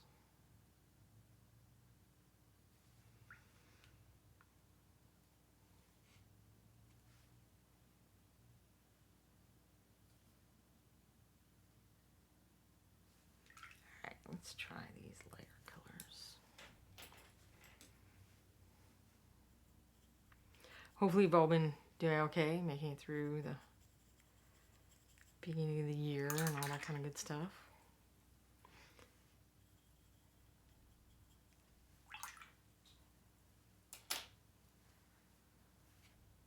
Not having terrible weather.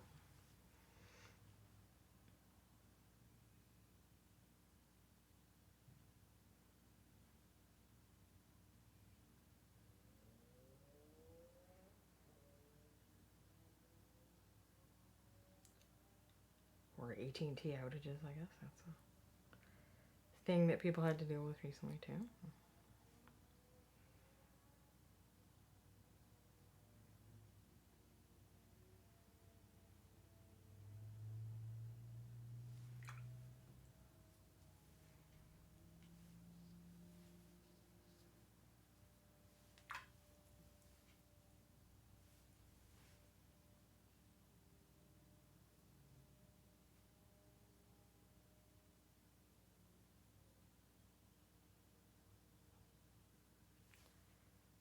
Gotta get his little toes, I guess.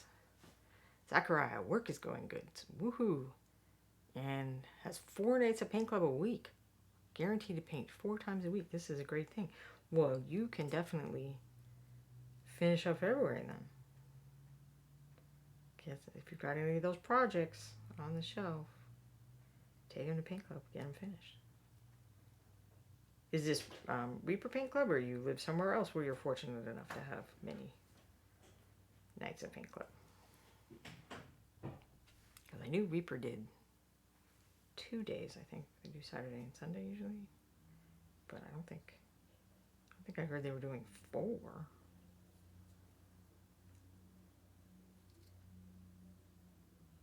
This is another area where, you know, when we were looking at the pandas, I didn't zoom in, but the claws didn't look like, you know, really nice, smooth, polished bone type of light color. They looked a bit striated and stuff, so I'm not trying to paint. Paint pretty.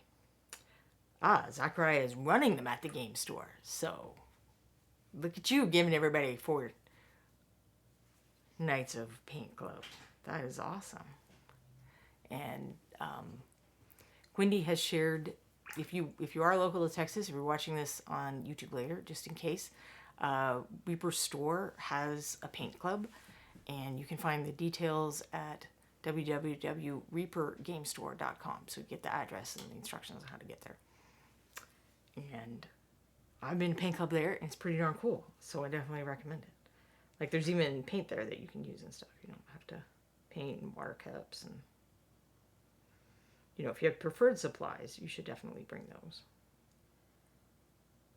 But if you haven't really painted much before, I don't know why you'd be watching this, but if you haven't really painted much before, it's a great opportunity to try it without having to get all the stuff.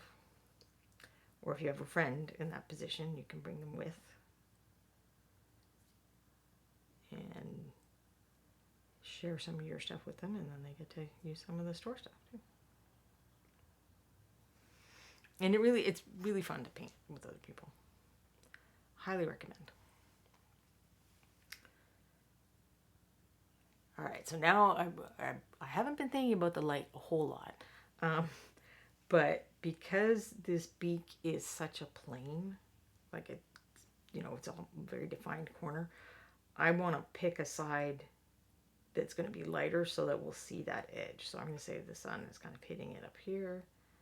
I think I did think about the sun a little for the body, but just sort of from above. And from above would be here as well. And I'll still do a little bit of the highlight over here. But we're going to keep that a bit darker, and maybe I'll even come in with a little bit more shadow.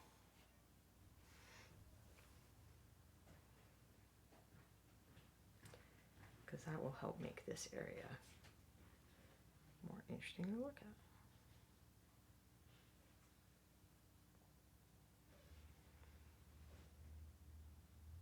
So I'm going to catch the shape a little. Focus on this side.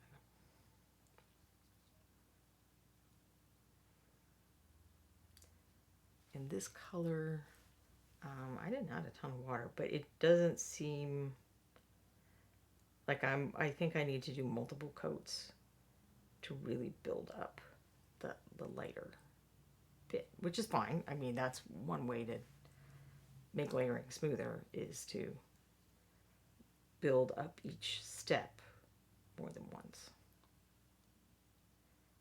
But it's just, I'm just taking note of it because, you know, when I was working on this color, those were pretty opaque, and I actually had to dial some spots back. Where here I'm needing to do a few more coats. And that's just the nature of pigment. That's not, you know, that color paint is better than this color paint. This is umber. This is like an umber color. And typically those don't seem to be amazing coverage.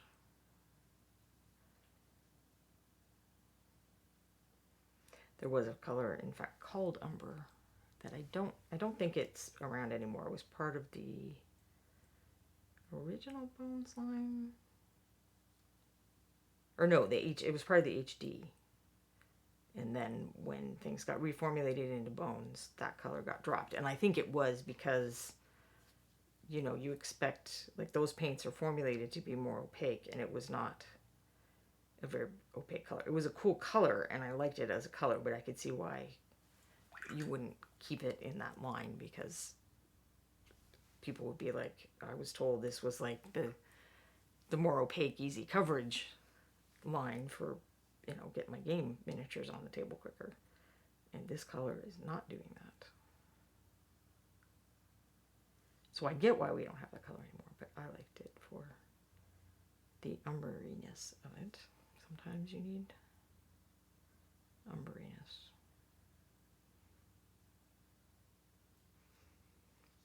Do I want to put just a little? I'll fix that up a bit better. And if you don't happen to live near Texas, try doing some searches for your area and, you know, paint night, paint club, and you may find that you have a store or something else that near you, like in Louisville, there's a group, the Louisville Llamas. And the one that I started one in Knoxville, and then I kind of didn't have enough time to do it, and another person took over. But then she didn't have enough time to do it after, you know, COVID put it on hiatus for a while. So we haven't got it started back up, but we had something for a while too. So it is a thing that Colorado has one. Not Colorado. Colorado's a state. I mean Denver. Queenie wants me to hurry because she needs to go to the restroom. I just want to get these cloths finished though, Queenie. We're almost there. Getting to the bits where they start to be shiny and evil looking. And sharp. And like, this is why you shouldn't touch the Pandelbear's bamboo, because that's what's going to happen.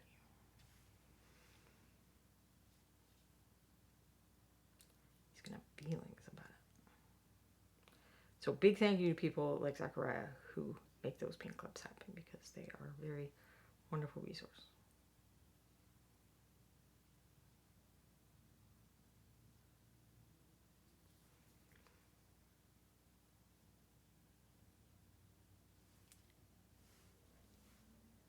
Get that extra pointy.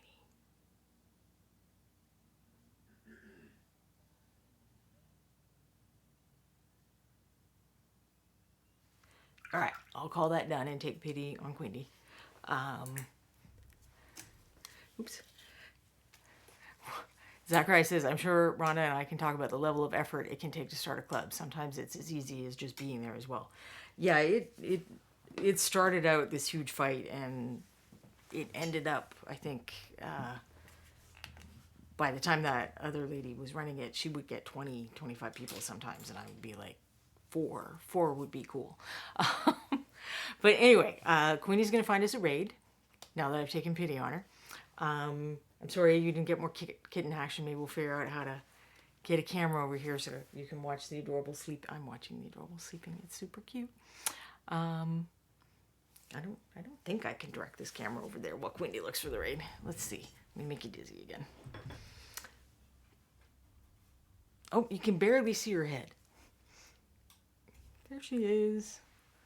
Say hi, Jai. Nope, say stretchy, Jai. So I'll see if I can get the camera over there in some way or some different camera. We are going to be rating Exploding Dice. Say hi, spread the Reaper love, and hopefully, barring any other incidents and kitten insanity, I will still be here next week. Thanks for joining me, everyone. Hopefully that wasn't too boring and disjointed, and I'll see y'all later. Bye, everybody.